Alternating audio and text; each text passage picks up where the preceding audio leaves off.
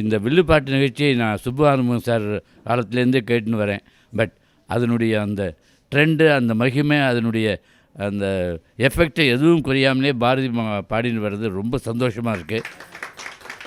இந்த கலை சேவையை தொடர்ந்து அவங்க குடும்பத்தார் செய்ய வேண்டும் என்று எல்லா வல்ல இறைவனை வேண்டுகிறேன். அதனுடைய தரத்தை பற்றி சொல்கிறதுக்கு எனக்கு தகுதி இல்லாததுனால உங்களுக்கே புரிஞ்சிருக்குன்னு நினைக்கிறேன். நன்றி. எல்லாருக்கும் நமஸ்காரம். இந்த வில்லுப்பாட்டு நிகழ்ச்சி பாரதிய வித்யா பவனில் இந்த பாரதி சுப்பு ஆறுமுகம் ஃபேமிலி பண்ணுறதை நான் கண்டினியூவாக கேட்டுன்னு வந்துட்டுருக்கேன். ரெகுலராக இயல்பாக இருக்குது, எதையும் எக்ஸாஜினேஷன் பண்ணி அந்த மாதிரி இல்லை. நமக்கு தெரியாத நிறையா விஷயங்களை ரொம்ப இயல்பாக கேட்டுக்கிறது.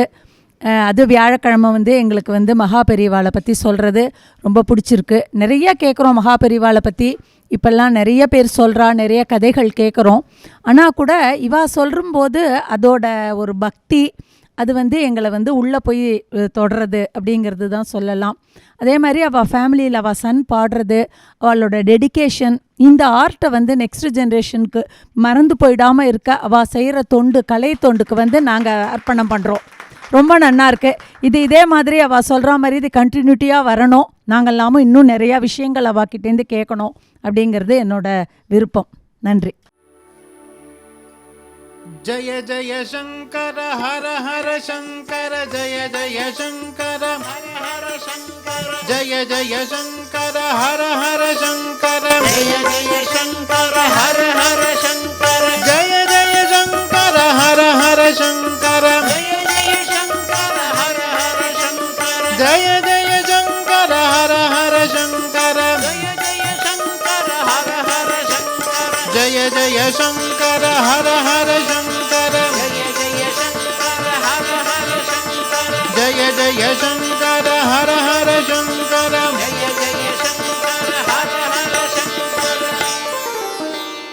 விழுப்புரம் வேதவானில் உதித்தது சுவாமிநாதம், வில்லிசை வேள்விவானில் ஆச்சாரியால் தரிசன யோகம், தெய்வத்தின் குரலே வேதம், தந்தனத்தோம் ஜீவகீதம், நாயிருக்கே என்னும் பேச்சு, நாயிருக்கே என்னும் பேச்சு, நமக்கெல்லாம் அதுவே மூச்சு. जय जय शंकर हर हर शंकर जय जय शंकर हर हर शंकर जय जय शंकर हर हर शंकर जय जय शंकर हर हर शंकर जय जय शंकर हर हर शंकर जय जय शंकर हर हर शंकर जय जय शंकर हर हर शंकर जय जय शंकर हर हर शंकर जय जय शंकर हर हर शंकर जय जय शंकर हर हर शंकर जय जय शंकर हर हर शंकर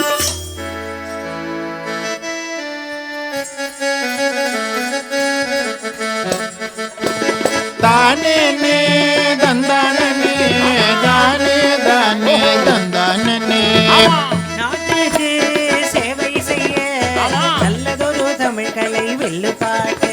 ஆமா, நல்லதொரு தமிழ் கலை வில்லுப்பாட்டு. ஆமா, முத்தமிழ் கலைகளிலே மூத்த கலை சத்தியமா நன்மை தரும் சாத்திரக்கலை. ஆமா, சத்தியமா நன்மை தரும் சாத்திரக்கலை. எத்தனையோ செய்திகளை முத்து போல, அத்தனையோ மக்களுக்கு சொத்து போல.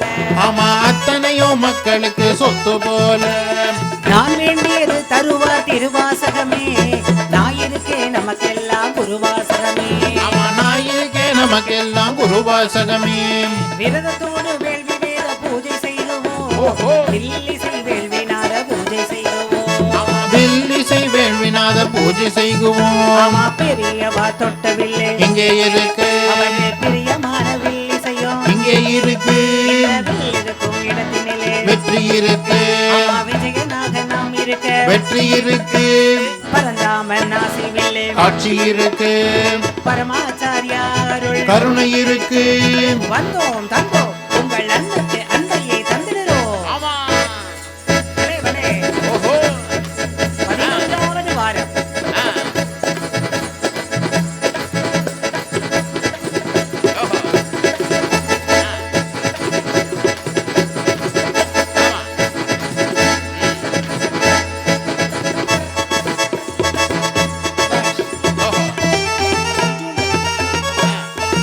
தந்தனத்தம் என்று சொல்லியே வில்லினில் பாட ஆமா. வில்லினில் பாட வந்தருள்வாய் தலைமகளே. தந்தனத்தம் என்று சொல்லியே வில்லினில் பாட ஆமா. வில்லினில் பாட வந்தருள்வாய் தலைமகளே. தானிருந்த தோடு ஏழு சந்தங்களும் தாளத்தோடு சந்தங்களும் தாளத்தோடு ஆனபொம்பை ஊரும் இதற்கை துந்துமியோடு ஆமா. துந்துமியோடு அத்தனையும் மேளத்தோடே அத்தனையும் மேளத்தோடு நெஞ்சமும் நினைவுமாக நிரந்தரமானவரம் நிரந்தரமான வரம் கொஞ்சமும் அவரை மரமோ பரமாச்சாரியா ஆமா. பரமாச்சாரியா குருவெனவே வணங்குகின்றோ. குருவெனவே வணங்குகின்றோ. தமிழுக்கு தன்னை தந்தார் இசைக்கும் தன்னையை தந்தார் இசைக்கும் தன்னையே தந்தார். கவிஞர் சுப்புவாருமோ தலைமுறையே ஆமா.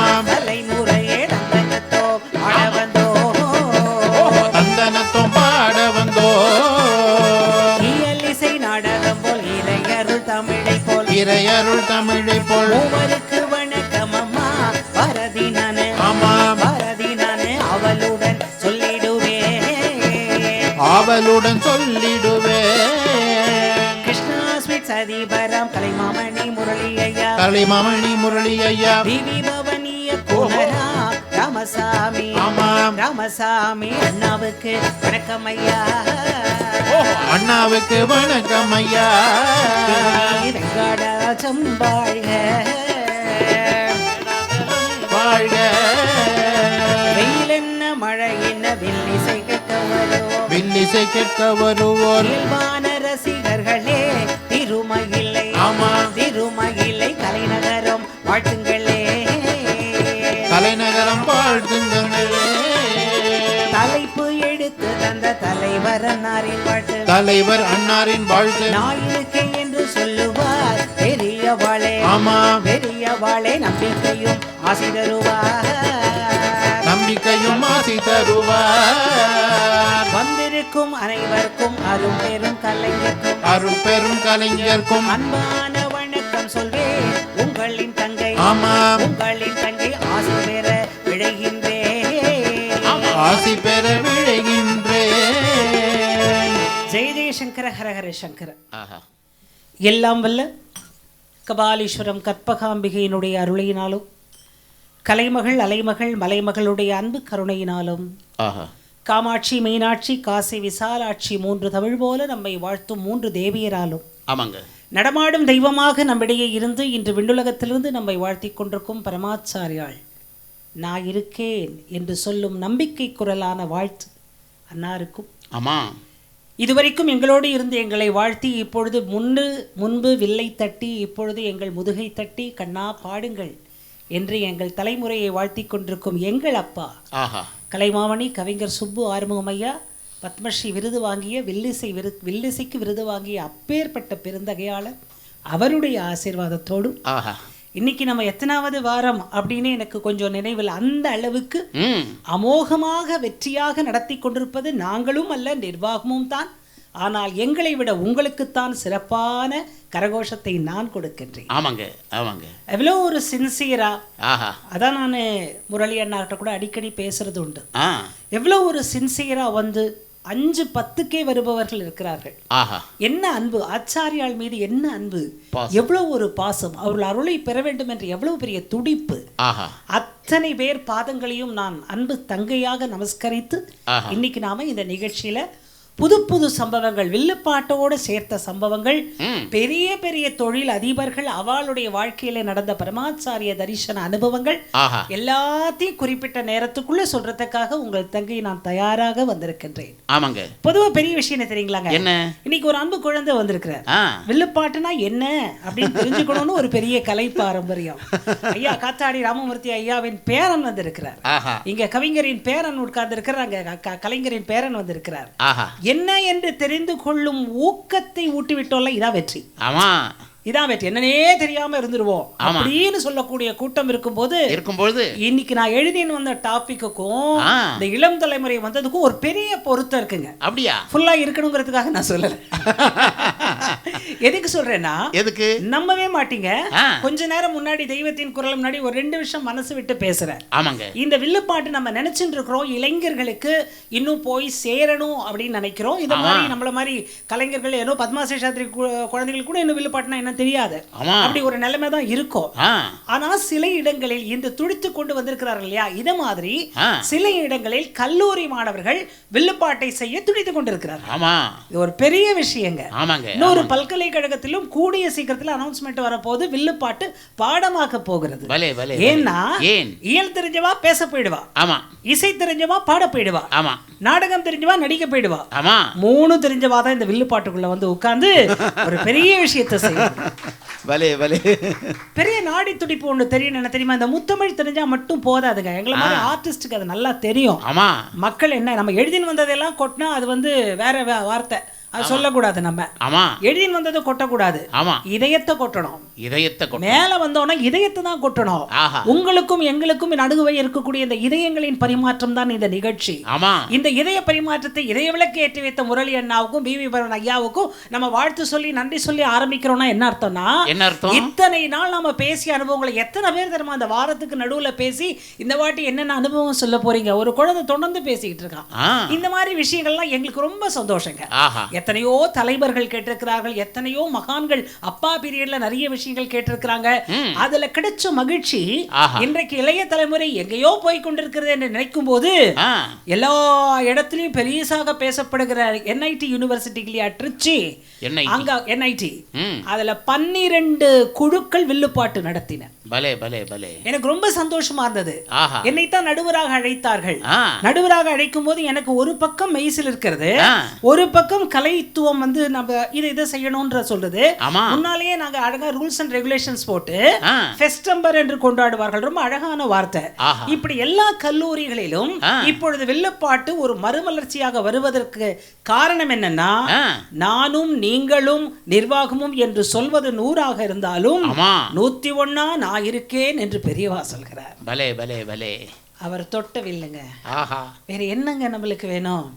எத்தனை வாட்டி வேணா சொல்லலாம். ஒரே விஷயத்தை டைலாக் எத்தனை வாட்டி நம்ம சொல்லிக்கிறோம். அந்த வார்த்தையெல்லாம் நான் இங்கே சொல்ல மாட்டேன். அது பொதுவா ஜாலியான மேடைகளை நம்ம சொல்லலாம். எத்தனையோ குழந்தைகள் சொல்லத்தகாத வேடைகளை நம்ம அடிக்கடி அடிக்கடி அடிக்கடி கேட்க வேண்டிய நிலைமைகளும் வருகிறது. இருந்தாலும் உங்கள் குழந்தைகளுக்கு நீங்கள் மந்திரமாக சொல்லக்கூடிய வார்த்தை, அப்பானி ஆச்சாரியால் காலை நம்பு, அவருடைய திருவடியை நம்பு, நான் இருக்கேன் என்று சொல்லுவார். அந்த குரல் உன் காதில் விழட்டும், நீ வாழ்க்கையின் உச்சியை தொடுவாய், அவர் மெச்சி புகழ்வார். மெச்சி உனை ஊரார் புகழ்ந்தால் மேனிசில் இருக்கிறதின் பாரதி சொன்னார் இல்லையா, அந்த அளவுக்கு வரணும்னா நம்ம பெரியவாளுடைய திருவடியை சரணமாக இருக்கணும்னு சொல்லிட்டு இவர் கேட்டதுல இன்னைக்கு ஒரு பெரிய விஷயம் உண்டுங்க. என்ன? வில்லுப்பாட்டுக்கும் அன்புக்கும் சம்பந்தம் உண்டு. அன்புக்கும் நீங்க உடனே கேட்பீங்க, வில்லுன்னா என்னங்க, வேட்டையாடுற கருவி, அதுல என்னங்க அன்புக்கு சம்பந்தம்னு. அதை நான் சொல்லியிருக்கேன் இல்லையா, கொலைக்கருவி கலைக்கருவி, அதுன்னு ஒரு பெரிய கதை உங்களுக்கு சொல்லியிருக்கேன். அப்புறம் தனியா தேவைப்பட்ட அவளுக்கு நாங்க வாட்ஸ்அப் நம்பர் வாங்க போறோம், அப்ப நிச்சயமா சொல்லிக்கிறேன். வில்லுக்கும் அன்புக்கும் சம்பந்தம் உண்டு. சரி. அன்புக்கும் ஆச்சாரியாளுக்கும் சம்பந்தம் உண்டு. அதனால் வில்லுக்கும் ஆச்சாரியாளுக்கும் சம்பந்தம் உண்டு. கிராமிய கலையாச்சு, அவர் கர்நாடக சங்கீதம் அப்படி நடிப்பா, அப்படி நம்ம நினைக்கலாம். ஆனா ரொம்ப சந்தோஷம் என்ன தெரியுமா, இந்த வில்லுப்பாட்டுல கடம் விநாயகராம் வாசிக்க 3 மணி நேரம் வில்லுப்பாட்டை கேட்டவர் தான் இந்த பரமாச்சாரியார். எங்களுக்கு இதை விட பாக்கியம் என்ன வேணும் சொல்லுங்க. அவருக்கு தொட்டிலிட்டு தாலாட்டி நாங்கள் ஓங்காரம் குழந்தை என்றே பாடினேன். எனக்கு என்ன சந்தோஷம் வேண்டாம். அதனால்தான் இந்த தலைமுறை தடைத்திருக்கிறது. இதெல்லாம் பெரிய பெரிய வைப்பு சொத்து, எங்கேயும் கிடைக்காத வைப்பு சொத்து, வங்கிக்குள் அடைக்க முடியாத வைப்பு சொத்து, மனம் என்னும் பெரிய வங்கி பூட்டப்படாத வங்கிக்குள் நிலையாக இருக்கும் வைப்பு சொத்து. இதெல்லாம் தான் நம்மளுக்கு விஷயங்க. இப்பேற்பட்ட இப்படிப்பட்ட சாதாரண மனிதர்கள், நம்ம சாதாரண மனிதர்கள்லாம் பிறக்கிறாங்க, இருக்கிறாங்க, இறக்குறாங்கன்னு சொல்லிடலாம். ஆமா. ஆனா மகான்கள் எல்லாம் இன்றைக்கும் இருந்து கொண்டு அடுத்து வரும் தலைமுறையை வாழ்த்தி கொண்டிருக்கிறார்கள். ஆமாங்க. ஒரு குரல் இருக்கு இல்லைங்களா? என்ன குரல்? நான் ஏன் குரலை சொல்றேன்னா, எப்படி சமஸ்கிருதம் பெரியவாளுக்கு பிடிக்குமோ அதை தான் இன்னைக்கு தெய்வத்தின் குரலை முதல்ல சொல்லிட்டு முதல் அனுபவத்துக்கு நான் போறேங்க. சரி. சமஸ்கிருதம் எப்படி பிடிக்குமோ அப்படி தமிழையும் ஏற்றி சொல்லி இருக்கிறார் தெய்வத்தின் குரல்ல. ஓஹோ. நீங்க முதல் வால்யூம் எடுத்து 314, 15, 16வது பக்கத்தை பிரட்டி பாருங்கள். இன்று இரவே சரி திருக்குறளை பற்றி ஒரு பெரிய விஷயத்தை அவர் சொல்லி இருக்கிறார். ஓஹோ. ஒரு குரல் எடுத்துக்கோங்களேன். சரி. நமக்கு 1330 குரல் தெரியும். ஆமா. வள்ளுவருக்கு ஒரு குரல் தெரியும். அது என்ன? நடமாடும் குரல். ஓஹோ. அது யாருன்னா வாசுகி. வாசுகி. அவள மாதிரி ஒரு பண்பாடு, ஒரு பழக்கம், ஒரு கலைத்துவம், கணவனை நேசிக்கும் விதம், இது வள்ளுவருக்கு மட்டும்தான் தெரியும். ஆனா நம்மளுக்கு 1330 கொடுத்திருக்காருல, அதுல நம்ம ஒரு குறளை எடுத்துட்டோம்னா ஒரே ஒரு வார்த்தை சொல்றாருங்க. என்ன? வையத்துள் வாழ்வாங்கு வாழ்பவன் வானுரையும் தெய்வத்துள் வைக்கப்படும். சாதாரண மனுஷன் தான். எப்படி வாழணுமோ அப்படி வாழ்ந்தேன்னா வானுரையும் எப்படி வாழணுமோ அப்படின்னு ஒரு வார்த்தை இருக்குல்ல, அதுக்கெல்லாம் தான் இந்த நிகழ்ச்சி, உபன்யாச நிகழ்ச்சி, பிரவச்சன நிகழ்ச்சி, நல்ல நாடகங்கள் நிகழ்ச்சி, பேச்சுக்கள் நிகழ்ச்சி, இந்த டிஆர்பிக்குள்ள மாட்டாத பல நிகழ்ச்சிகள் எல்லாம், இந்த நிகழ்ச்சிகள் எல்லாம் நல்லதை கேட்கறதுக்கு சொல்றாங்க. வையத்துள் வாழ்வாங்கு வாழ்பவன் வானுரையும் தெய்வத்துள் வைக்கப்படும். அப்படி நம்மளுக்கு தெய்வத்துள் வைக்கப்பட்ட மகான்களின் தெய்வத்தின் குரலை தான் அடியேன் இப்ப சொல்லி ஆரம்பிக்க போறேங்க. அதுல ஒரு வார்த்தை இருக்கு. கடலுக்குள்ள கடல் துளி இருக்கும். ஆமா. ஆனால் துளியே கடல் அல்ல. இல்லை. உலக மேப்பில் உலகம் இருக்கும். ஆமா. ஆனா மேப்பே உலகம் அல்ல. இப்படி உலகம் பூரா இருக்கக்கூடிய மகான்களுக்குள்ள இருக்கக்கூடிய வைப்ரேஷன் இருக்கு இல்லையா, அதுதான் சனாதன தர்மம். அந்த தர்மத்தை நம்ம மனசுல வச்சுட்டு, வேதத்தை மனசுல வச்சுட்டு எப்படி வாழணுமோ வாழணும்னு தெய்வத்தின் குரல்ல அழகா ஒரு வார்த்தை சொல்லியிருக்கார். 5 நிமிஷம் எடுத்துன்னு நான் அனுபவங்களுக்கு போறேங்க. வாழும் விதமாக வாழணும். வாழும் விதமாக வாழணும். அதுக்கு ரொம்ப யூஸ் ஆகிறது என்னன்னா, மனுஷன் புரிஞ்சிக்கிறதுக்கு யூஸ் ஆகிறது அட்ரஸ் இல்லை. ஓஹோ. ஆதார் கார்டும் யூஸ் ஆகும், அடையாளம் தெரிஞ்சுக்கலாம், ஐடென்டிஃபிகேஷன் தான். ஆமா. விசிட்டிங் கார்டும் இல்லைங்க. ஏன்னா விசிட்டிங் கார்டுல சில பேருக்கு இல்லாதெல்லாம் இருக்கும். சரி. அதனால நம்ம அதையும் நம்ம சொல்ல முடியாது. அப்ப எப்படி மனுஷனை தெரிஞ்சுக்கிறது? ஒருத்தன் மனுஷன், ஆதி மனுஷன் பேசவே இல்ல, அவனுக்கு பாஷையே கிடையாது. கரெக்டா சொல்ல போனா அப்ப நிம்மதியா இருந்தது. பாஷைகள் பிறந்தப்புறம் ஒரு கஷ்டம் வந்தது. அத அவர் சொல்றாரு, நான் சொல்லலைங்க, பெரியவா சொல்றா. பாஷை, இதை பற்றி மெய்யன்பர்களை நீங்க திங்க் பண்ணும்போது, இது என் பாஷை, இது உன் பாஷை என்று கேட்கும் போது நீங்கள் பேசுவதை கேட்கிறேன், என் மனசு வருத்தப்படுகிறது. பெரியவா சொல்றாரு. பாஷை என்பது, அதுக்கப்புறம் ஒண்ணு சொல்றாரு பாருங்க, நமது அபிப்பிராயத்தை தெரிவிக்கும் கருவியே பாஷை. கருவி ஜஸ்ட் ஒரு இன்ஸ்ட்ருமெண்ட் தான். ஆமா. கருவியே பாஷை. ஆமா. எப்படி எல்லா ஊரிலும் பாஷை ஒன்றாக இருக்க முடியும்? எதுவும் அதிக உசத்தி தாழ்த்தி என்று கிடையாது. தெரிஞ்ச பாஷை தெரியாத பாஷைன்னு வேணும்னா சொல்லிக்கோங்க. ஆமா. அத சொன்னார்ல பாரதியார், யாமறிந்த மொழிகளிலே தமிழ் மொழினார்ல, அப்படியும் சொல்லலான்றாரு. அவர் சொல்லலாங்க. ஆமா. 18, 22 மொழி தெரிஞ்சுக்கிட்டு பெரியவாளுக்கு 22, 28 மொழி தெரியும். அவர் சொல்லலாம் யாமறிந்த மொழிகளிலே. நம்மளுடைய மகாகவி பாரதி 18 மொழி 22 மொழி தெரியும். அவர் சொல்லலாம் யாமறிந்த மொழிகளில் என்ன. தமிழை மட்டும் தெரிஞ்சு வச்சுட்டு யாமறிந்த மொழிகளில் சொல்லக்கூடாது. எல்லா பாஷையினுடைய அர்த்தத்தையும் தெரிந்து கொள்ளுங்கள் அப்படின்னு சொல்றவர் அடுத்து ஒண்ணு ஆழமா கொஞ்சம் காரமா சொல்றார். மதத்தை விட சுவாமியை விட பாஷை உயர்வு என்று நினைப்பது தவறு. பாஷையில் சண்டை போடுவதே தவறு. திருவள்ளுவர் குறள் எழுதி மதுரையில் அரங்கேற்றினார். ஒற்றாமரை குளம் சங்கப்பலகையில் அதை வைத்தார். அது குட்டை புத்தகம். இதே வார்த்தை இருக்கு, குட்டை புத்தகம். அது மாத்திரம் பலகையில் இருந்தது. புலவர்கள் எல்லாரும் குளத்தில் விழுந்து விட்டார்கள். வள்ளுவரின் குரல் அரங்கேற்றப்பட்டது. அதில் இன்ன உயர்ந்த விஷயங்கள் இருக்கின்றன என்று பல புலவர்கள் பாடியுள்ளார்கள். அதிலிருந்து நான் பாஷைக்கு பெருமையை சொல்கிறேன். ஆரியமும் செந்தமிழும் ஆராய்ந்து இதன் இனிது சீரியதென்று ஒன்றை செப்பரிதாம். ஆரியம் வேதம் உடைத்து தமிழ் திருவள்ளுவனார் ஓது குரட்பா உடைத்து. இது என்ன தெரியுமா? இது என்னது? இத சொல்றவங்க சொன்னா கேட்போம்னு சொல்லக்கூடாது, எல்லாரும் சொன்னாலும் கேட்கணும். திருவள்ளுவ மாலை.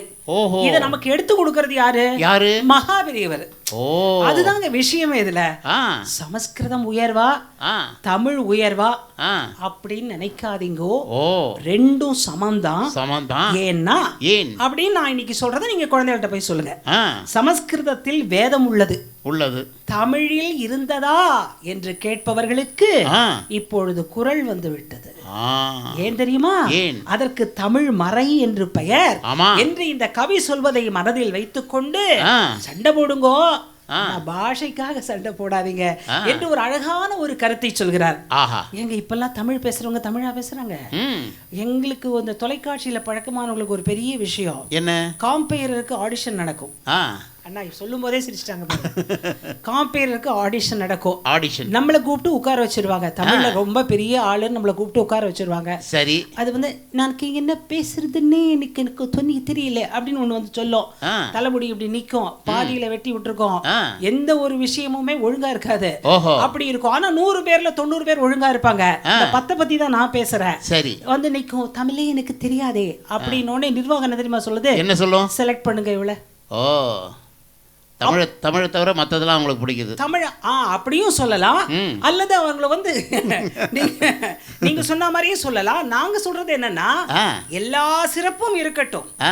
ஒரு பெண்ணுக்கு என்ன வேணுமோ எல்லாமே அருமையாக இருக்கட்டும். இருக்கட்டும். ஒரு ஆணுக்கு என்ன வேணுமோ வார்த்தை சுத்தம், மன சுத்தம், உடல் சுத்தம், அழகு சுத்தம் எல்லாமே இருக்கட்டும் சார். இருக்கட்டும். பார்க்கிறதுக்கு நல்லா இருக்கணும், அதுவும் இருக்கட்டும் சார். தப்பே இல்லை, கொஞ்சம் பார்க்கணும்ல. ஆமா. நல்லா இருக்கட்டும், தப்பே கிடையாது. தப்பு கிடையாது. ஆனால் தமிழும் நன்றாக இருக்கட்டும். ஆமா. தெரியாது என்று சொல்பவர்களை அழைத்து நாம் கௌரவிப்பதனால் தான் ஆ. இந்த வரப்போற இந்த 8 வயசு குழந்தை வரைக்கும் எனக்கு தமிழ் தெரியாதே அப்படின்னு சொல்றதுக்கு காரணம் இதை போன்றுதான். ஆமா. என்று சொல்லிட்டு இதுல ஒரு அழகான நகைச்சுவையை சொல்ல போறேங்க. ஆஹா. அதாவது ஆ. எங்க ஊர்ல ஒரு பால்காரி இருந்தா. சரி.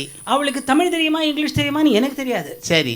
அவன் வந்து பால்ல தண்ணீரை மிக்ஸ் பண்ண குற்றத்துக்காக அன்றைக்கு இருந்த அரசாங்கம் வந்து அவளுக்கு வந்து மேல ஒரு கேஸ போட்டு சம்மன்லாம் அனுப்பி எல்லாம் நடந்தது. ஓஹோ. அப்ப வழக்கு மன்றத்துல அந்த பால்காரிய நிக்க வச்சிட்டாங்க.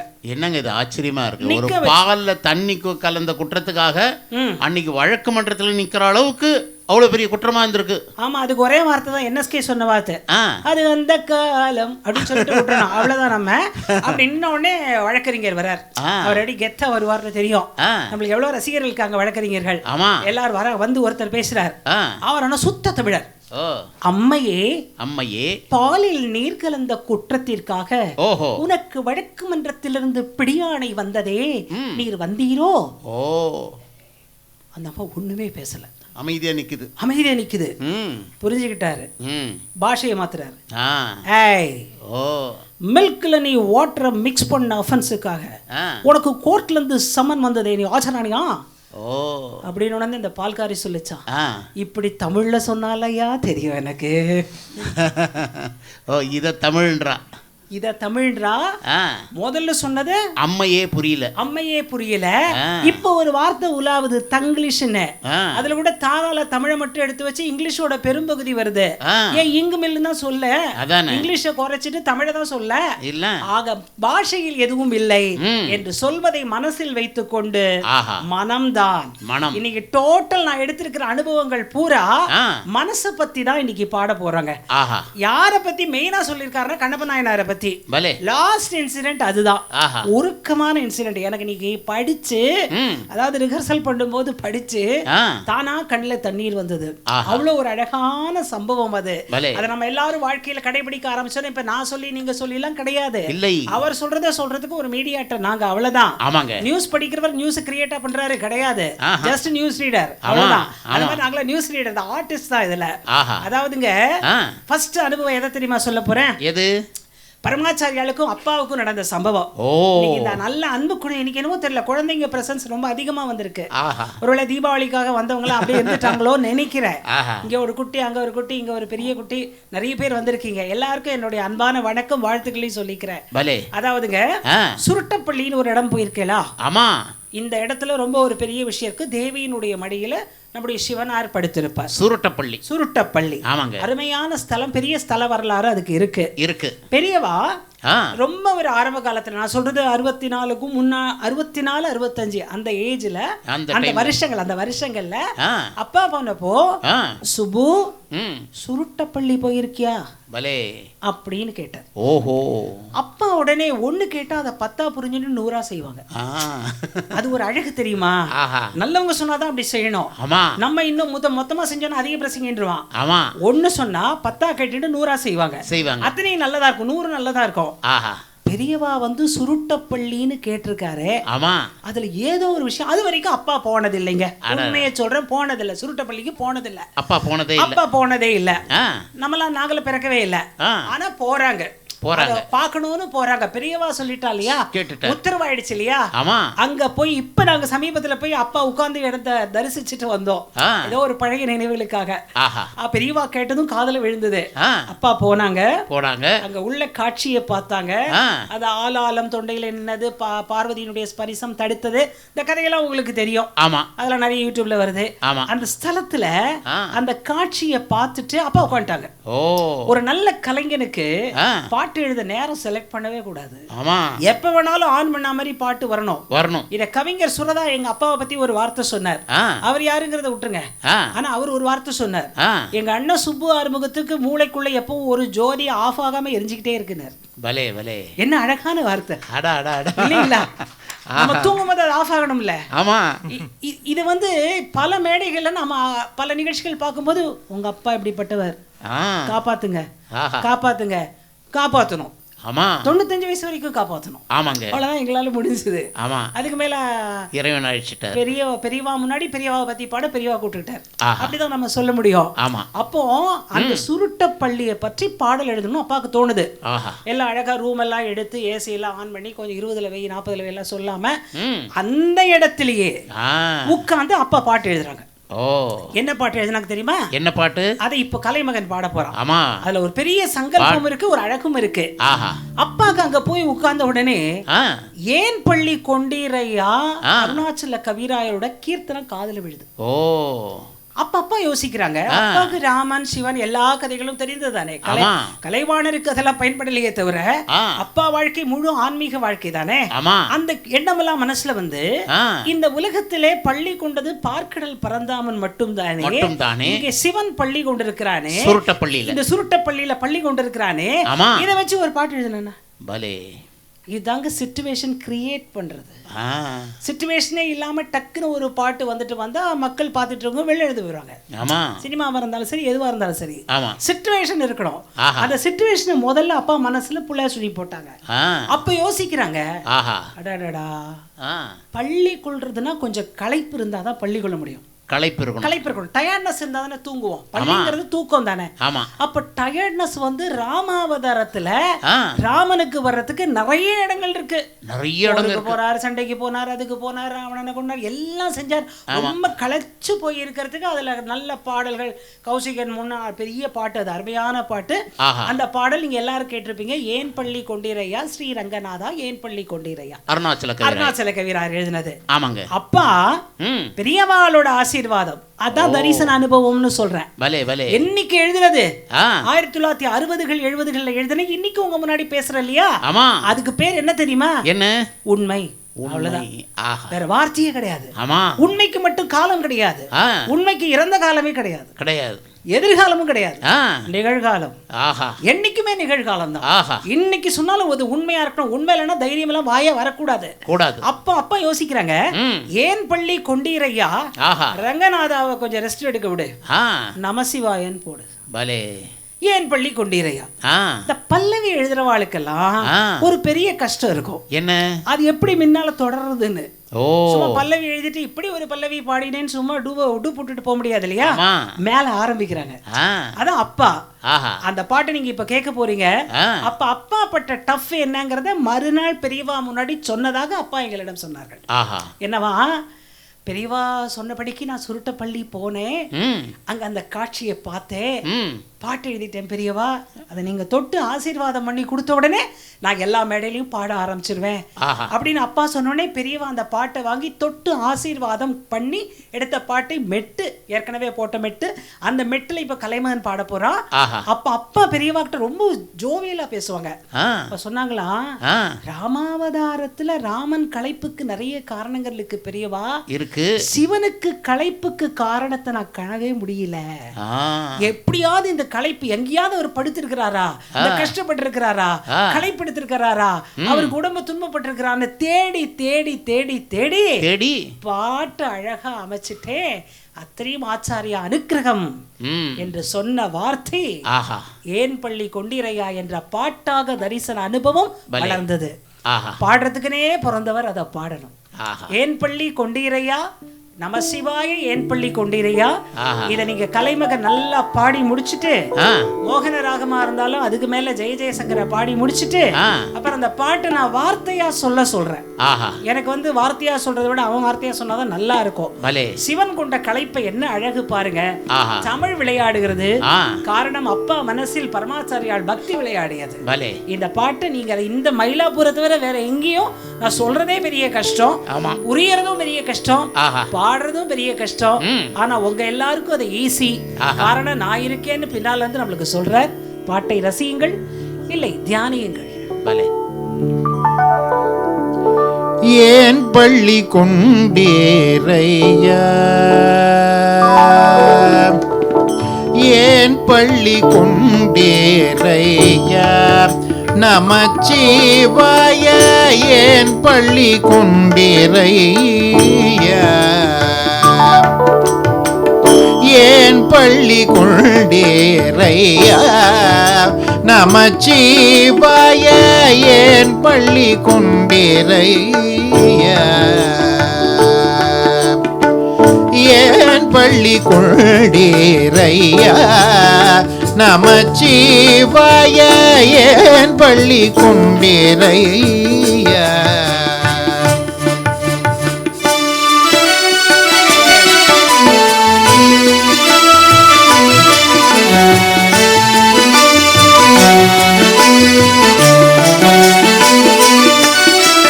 சென்னை திருப்பதியின் சென்னை திருப்பதியில் பாதை நடுவினிலே, சென்னை திருப்பதியில் பாதை நடுவினிலே, சென்னை திருப்பதியில் பாதை நடுவினிலே, அன்னை சிவகாமியின் அழகு மடியினிலே, சென்னை திருப்பதியில் பாதை நடுவினிலே, அன்னை சிவகாமியின் அழகு மடியினிலே, ஏன் பள்ளி கொண்டேரையா, நமச்சிவாய ஏன் பள்ளி கொண்டிரையா.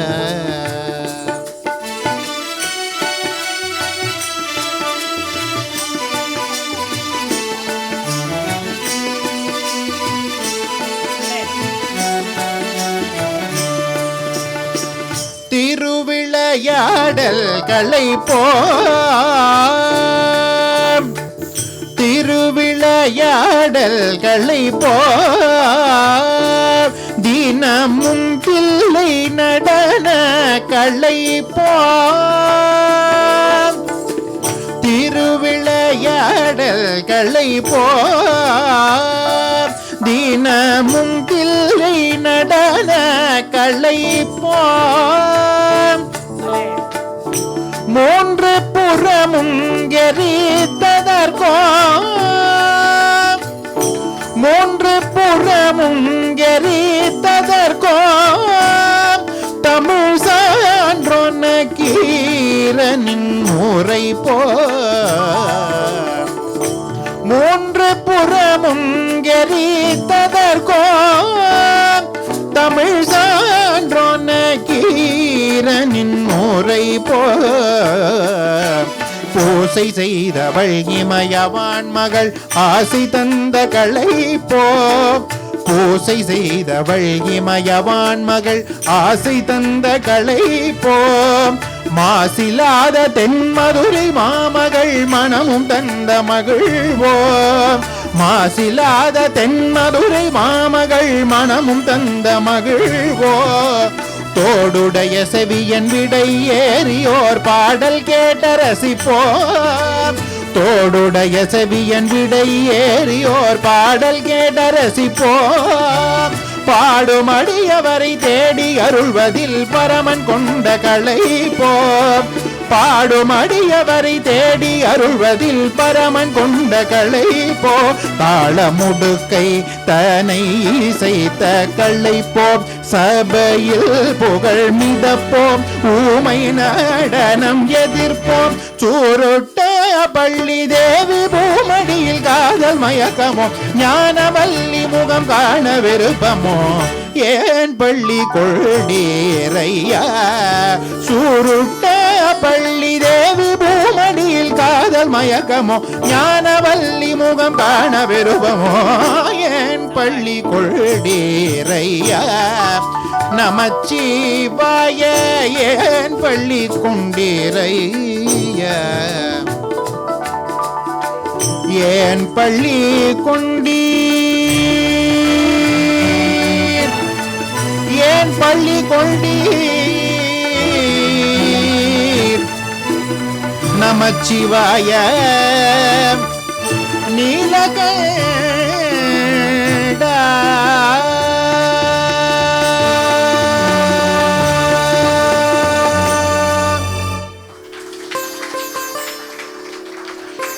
என்ன வார்த்தைகள் பாருங்க. ஆஹா. தேவி பூமடியில் ஞான மயக்கமோ வேத வள்ளி முகம் ஞான காண விருப்பமோ மடியில படுத்தது அம்மா முகத்தை இப்படி பார்க்கணும்னு ஆசைப்பட்டு படுத்தியா என்ன அழகு.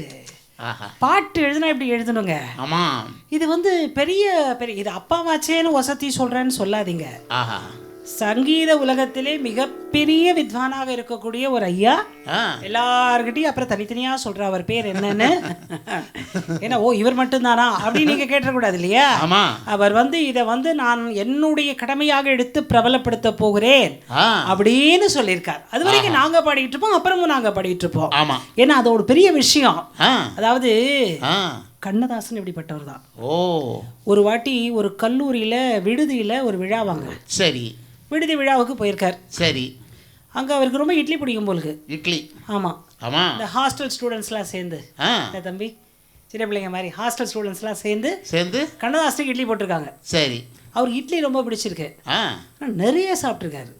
3 நாள் சாப்பிடுவார்னு நினச்சா நிறைய சாப்பிட்ருக்காரு. ஆமாம் அப்போ அதனால எழுதின்னு வந்தேன். ஏன்னா அவர் வார்த்தையை நம்ம தப்பாக சொல்லக்கூடாது இல்லையா. ஆமாம் உடனே ஒரு குசும்புக்கார பையன் கேட்டிருக்கான் நீங்கள் சாப்பிட்டுட்டு மேடையில் கவிதை பாடுறதுங்கிறது பெரிய விஷயம் இருந்தாலும் எங்கள் இட்லியை பற்றி ஒரு கவிதை பாடுங்க.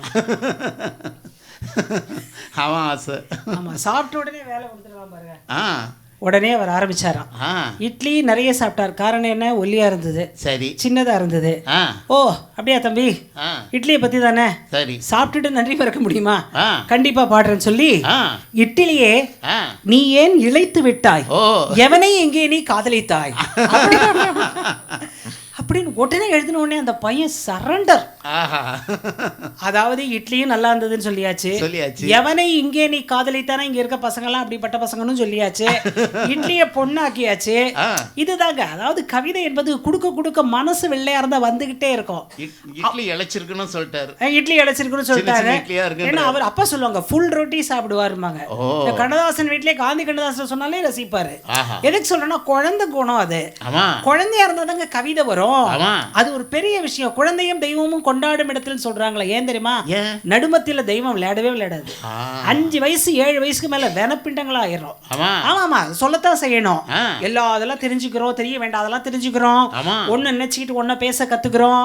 சும்மா சிரிக்க கத்துக்கிறோம். பிளாஸ்டிக் ஸ்மைலா எல்லாமே இருக்கு. நீங்க மட்டும் அப்படி இல்லையா நாங்க மட்டும் இல்லையான்னு ஒருத்தருமே கேட்க முடியாது. ஏன் தெரியுமா டோட்டல் பியூர் அங்க இருக்கு. நான் இருக்கேன். அந்த பியூரிட்டியை just we can go towards that. அவ்வளவுதான். அதை நோக்கி போகலாம் நாம. ஆமாங்க. அதுவாக மாற முடியாது. அதை நோக்கி போகலாம் என்ற இந்த ஒரு அற்புதமான கவிதையை, சுருட்டப்பள்ளி அனுபவத்தை உங்ககிட்ட நான் சொன்னதோட அடுத்த அனுபவத்துக்கு செல்கிறேன். ஜெய ஜெய அந்த வார்த்தை ஒரு முறை ஏன் பள்ளி கொண்டிரையா வார்த்தையை சத்தமா கவிதையா சொல்லு. பல்லவி ஏன் பள்ளி கொண்டிரையா நமச்சிவாய ஏன் பள்ளி கொண்டிரையா. அனுபல்லவி சென்னை திருப்பதியின் பாதை நடுவினிலே அன்னை சிவகாமியின் அழகு மடியினிலே ஏன் பள்ளி கொண்டிரையா. சரணம். திருவிளையாடல் களைப்போ தில்லை நடன களைப்போ மூன்று புறமும் எரித்ததற்கோ தமிழ் சான்றோன் நக்கீரனின் முறைப்போ பூசை செய்தவள் இமயவான் மகள் ஆசை தந்த களைப்போ மாசில்லாத தென் மதுரை மாமகள் மனமும் தந்த மகிழ்வோ தோடுடைய செவியன் விடை ஏறியோர் பாடல் கேட்ட ரசிப்போ பாடும் அடியவரை தேடி அருள்வதில் பரமன் கொண்ட களைப்போ தாளம் உடுக்கை தன்னை இசைத்த களைப்போ சபையில் புகழ் மிதப்போ உமை நடனம் எதிர்ப்போ சுருட்டப்பள்ளி தேவி பூமடியில் காதல் மயக்கமோ ஞானவல்லி முகம் காண விருப்பமோ ஏன் பள்ளி கொண்டிரையா. உடலால் இறந்து விட்டாலும் தமிழால் வாழ்ந்திருக்கும் கவிஞருக்கு உங்களுடைய அற்புதமான கரகோஷங்கள் முதலில் அவர் மனைவியாருக்கு செல்லட்டும். இதை விட என்ன ஒரு சந்தோஷம் இருக்க முடியும் சொல்லுங்க. பாட்டு எழுதுனா இப்படி பிற்காலத்துலேயும் பாடுற மாதிரி இருக்கணும். இப்போ நம்ம இந்த ஜெய ஜெயசங்கர கோஷத்தோட அடுத்த அனுபவம், ரொம்ப அது ஒரு ருசியான அனுபவம். அந்த அனுபவம் பாருங்க. ஒரு திருட்டு கூட்டத்தில் பெரியவா மாட்டிக்கிட்டார். அது என்னங்கிறத தான் இப்போ உங்களுக்கு சொல்ல போறேன். எப்படி பழகி இருக்கிறார், எப்படி நான் இருக்கேன்னு அவனை மாத்திருக்கிறார், மாத்தினாரா, முடிஞ்சுதா, முடியலையா? ஃபர்ஸ்ட் கோஷம். ஜெய ஜெய சங்கர ஹர ஹர சங்கர ஜெய ஜெய சங்கர ஹர ஹர சங்கர ஜெய ஜெய சங்கர ஹர ஹர சங்கர ஜெய ஜெய சங்கர ஹர ஹர சங்கர ஜெய ஜெய சங்கர ஹர ஹர சங்கர ஜெய ஜெய சங்கர ஹர ஹர சங்கர. சபாஷ். சன்னியாசிகளின் கடமையில ரொம்ப முக்கியம் எதுனாங்க, எந்த வசதியும் இல்லாம தேசாடனம் செய்யறது தான். போயிட்டே இருப்பாங்க, குறிக்கோளே கிடையாது. இங்க தங்கிடணும், இது அனுபவிச்சணும், ஒண்ணும் கிடையாது. எந்த வசதியும் கிடையாது. பக்தர்கள் தான், சுத்தி பக்தர்கள் இருப்பாங்க. சரியான நேரத்துக்கு சாப்பாடு கிடையாது, சரியான ஷெல்டர் கிடையாது, எதுவுமே கிடையாது. சன்னியாசிகளின் கடமையில் முக்கியமானது தேசாடனம் என்று சன்னியாசிகளுடைய கொள்கை சொல்கிறது. சரி, ஒரு முறை காட்டு வழியாக பெரியவர் பயணம் செய்கிறார். என்ன அழகான பாட்டு இது. காட்டு வழின்னு எனக்கு யார் ஞாபகம் வந்ததுன்னா, மதிமசுதி. காட்டு வழின்னு யார் ஞாபகம் வந்ததுன்னா, மகா பெரியவருக்கு முன்னாடி மகாகவி ஞாபகம் வந்தது. ஏன்னா ஒரு பாட்டு எழுதினாரு. காட்டு வழிதனிலே அணக்கள்ளர் பயம் இருந்தா. அடுத்த வரி தெரியுமா? எங்கள் வீட்டு குல தெய்வம் தம்பி வீரம்மை காக்குமட. இதாங்க, நீ பாதி நான் பாதி. நிஜமா மறந்துருச்சு, எனக்கு மறந்தா மாதிரி மறக்கல, நிஜமா மறந்துருச்சு. அது அவருக்கு ஞாபகம் வருது பாத்தீங்களா? அதான் இப்ப நான் ஒரு பாட்டு எழுதினேன். பெரியவா போயின்னு இருக்கார், எல்லாரும் சொல்றாங்க. எந்த ஊருன்னா வரும் பாருங்க, கண்டிப்பா சொல்றத. அந்த ஊரு பக்கத்துல போகும்போது, சுவாமி அந்த ஏரியா பக்கம் நீங்க பக்தர்கள் போகவே கூடாது. ஏன்னா செஞ்சூஸ்னு ஒரு இடம் இருக்கு. என்ன இடம்? செஞ்சூஸ்னு ஒரு இனம் இருக்கு. அந்த இனம் எப்படின்னா, யாரு வந்தாலும் அவனுக்கு பசிக்கு ஏதாவது கொடுத்தா அட்ஜஸ்ட் பண்ணிப்பான். பசி இருக்கு, ஒண்ணுமே சாப்பாடு கிடைக்கலன்னு வச்சுக்கோங்களேன், எடுப்பான் வில்ல, டமால்னு ஒரே அடி, மனுஷனையே கொண்டு தீத்துருவான். என்னங்க இது? இதுதான். இதுக்கு நான் அடியேன் பாட்டு எழுதுறேன். சரி. காட்டு வழிதனிலே காஞ்சி பெரியவா பயணம் செய்தார். காட்டு வழிதனிலே காஞ்சி பெரியவா பயணம் செய்தார். காட்டுக்குள் வேட்டையாடும் மக்கள் செஞ்சூஸ் மலை ஜாதி வாழ்ந்தாரம்மா. செஞ்சூஸ் மலை ஜாதி வாழ்ந்தாரம்மா. நல்ல மழையும் பெஞ்சு வந்தா காடு வளமாய் விளையும் அம்மா. காடு வளமாய் விளையும் அம்மா. செஞ்சூர் ஜூஸ் மக்களின் வாழ்வினிலும் வளமும் செழிப்பும் நிறைவம்மா. வளமும் செழிப்பும் நிலவுதம்மா. ஐயோ மழை பெய்யாத வறட்சி நிலை, மனங்கள் மாறும் செஞ்சூஸ் நிலை, மனங்கள் மாறும் செஞ்சூஸ் நிலை. மிருகங்களை வேட்டையாடும் இவர்கள் மனுஷ வேட்டையில் இறங்கி விடுவார். மனித வேட்டையிலும் இறங்கி விடுவார். பசி வந்தால் 10 பறந்து போகும், 10 11 இறந்து போகும், 10 11 இறந்து போகும். நமக்கே பசி வந்தா துடிச்சிருதோ, காட்டு மக்கள் என்ன செய்வார்? காட்டு மக்கள் என்ன செய்வார்? என்ன செய்வார் எது செய்வார் என்றும் சொல்ல வேண்டுமோ ஐயா? என்று சொல்ல வேண்டுமோ ஐயா? காட்டை கடந்தால் ஊரும் வரும், கடக்கும் முன் நம்ம உயிரும் போகும், கடக்கும் நம் முன்ன உயிரும் போகும். இப்படி ஒரு அஞ்சும் நிலை இருந்தும் பெரியவா என்ன செய்தார்? இருந்தும் பெரியவா என்ன செய்தார்? இது மட்டும் கட் பண்ணிட்டு சொல்லணும். தடுத்தவர்களை அவர் தடுத்தாட்கொண்டார். அழகான வார்த்தை விழுந்தது. அடுத்து நடப்பதில் தரிசனம் தந்தார். அடுத்து நடப்பதில் தரிசனம் தந்தார். தானே தானே தந்தானே, தானே தானே தந்தானே, தானே தானே தந்தானே, தானே தானே தந்தானே, தானே தானே தானே தானே தானே தானே தந்தானே, தானே தானே தந்தானே, தானே தானே தந்தானே, தானே தானே தந்தானே. செஞ்சூஸ் மக்கள்கிட்ட பார்த்தாச்சு, போயாச்சு. நல்ல கதையை கேட்குறீங்க, கேளுங்க. ஆமாங்க. பொதுமக்கள் எல்லாம் ஓடி வந்தாங்க. எங்க அங்க இருந்து கொஞ்சம் தப்பி பிழைச்சவங்க சரி ஓடி வந்தாங்க. பெரியவா ஒன்னே ஒண்ணு சொல்றோம், நாங்க சொல்லி ஒன்னும் ஆக போறதில்ல, இருந்தாலும் நினைச்சது சொல்றோம். தயவு செய்து இவ கிட்ட நீங்க யாருமே போக வேண்டாம். ஸ்ரீமடத்து நிர்வாகிகள் நீங்க யாருமே போக வேண்டாம். ஏன்னா இவாளுக்கு என்ன பழக்கம் உண்டுன்னா, நம்ம கையில வச்சிருக்கிற எல்லாத்தையும் திருடிடுவாங்க. செஞ்சூஸ் மக்கள் இதை நம்ம குடுக்கறதுக்கு மறுத்தோம்னு வச்சுக்கோங்க, நம்மளையே கொன்னுடுவாங்க சுவாமி. போக வேண்டாம் சுவாமி. எத்தனை பேர் போறீங்க? நீங்களாம் நாட்டின் செல்வங்கள், தெய்வங்கள், நீங்க ஏன் இப்படி போகணுமா? நீங்க அப்படி போக கூடாது அப்படின்னு எல்லாரும் தடுத்தாங்க. அப்போ ஒரு டைலாக் சொல்றாரு. என்ன? அன்பை விட ஆயுதம் உண்டா? அத்வைதத்தை விட தத்துவம் உண்டா? பலே. ஆச்சாரியலை விட தெய்வம் உண்டா? இது நான் சொன்னது. முதல் 2 அவர் சொன்னது. நினைக்கும் போதே கூட்டம் வந்துருச்சு. வேலு கம்பு பெரியவாளை சுத்தி அப்படியே ஒரு 10 20 பேர் 30 பேர் 40 பேர் ஆகி டப்பு டிப்புன்னு சவுண்டு, பயங்கரமா சவுண்டு, கல்லு கில்லு எல்லாத்தையும் போட்டுட்டு அந்த ஒரு திருட்டு கூட்டம் வந்து நிக்கிற மாதிரி வந்து நிக்கிறாங்க. பெரியவாளை சுத்தி நிக்கிறாங்க.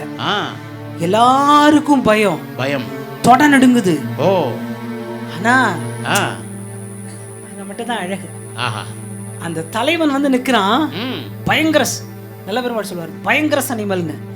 பயங்கர அனிமலா வந்து நிக்கிறான். அவனை பாக்குறார். பெரியவா புன்னகை செய்கிறார்.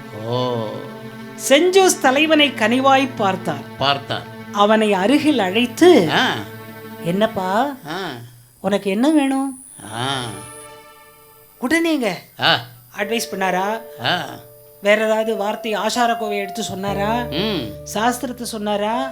நமக்கெல்லாம் தெரிஞ்ச கீதை நம்ம கடைபிடிப்போம். அவனுக்கு என்ன தெரியும்? கீதையை சொன்னாரா? திருப்பாவை சொன்னாரா? திருவம்பாவை சொன்னாரா? ஒன்னுத்தையும் சொல்லல. இல்லை. உனக்கு என்னப்பா வேணும்னு சொல்லி சிரிச்சார்.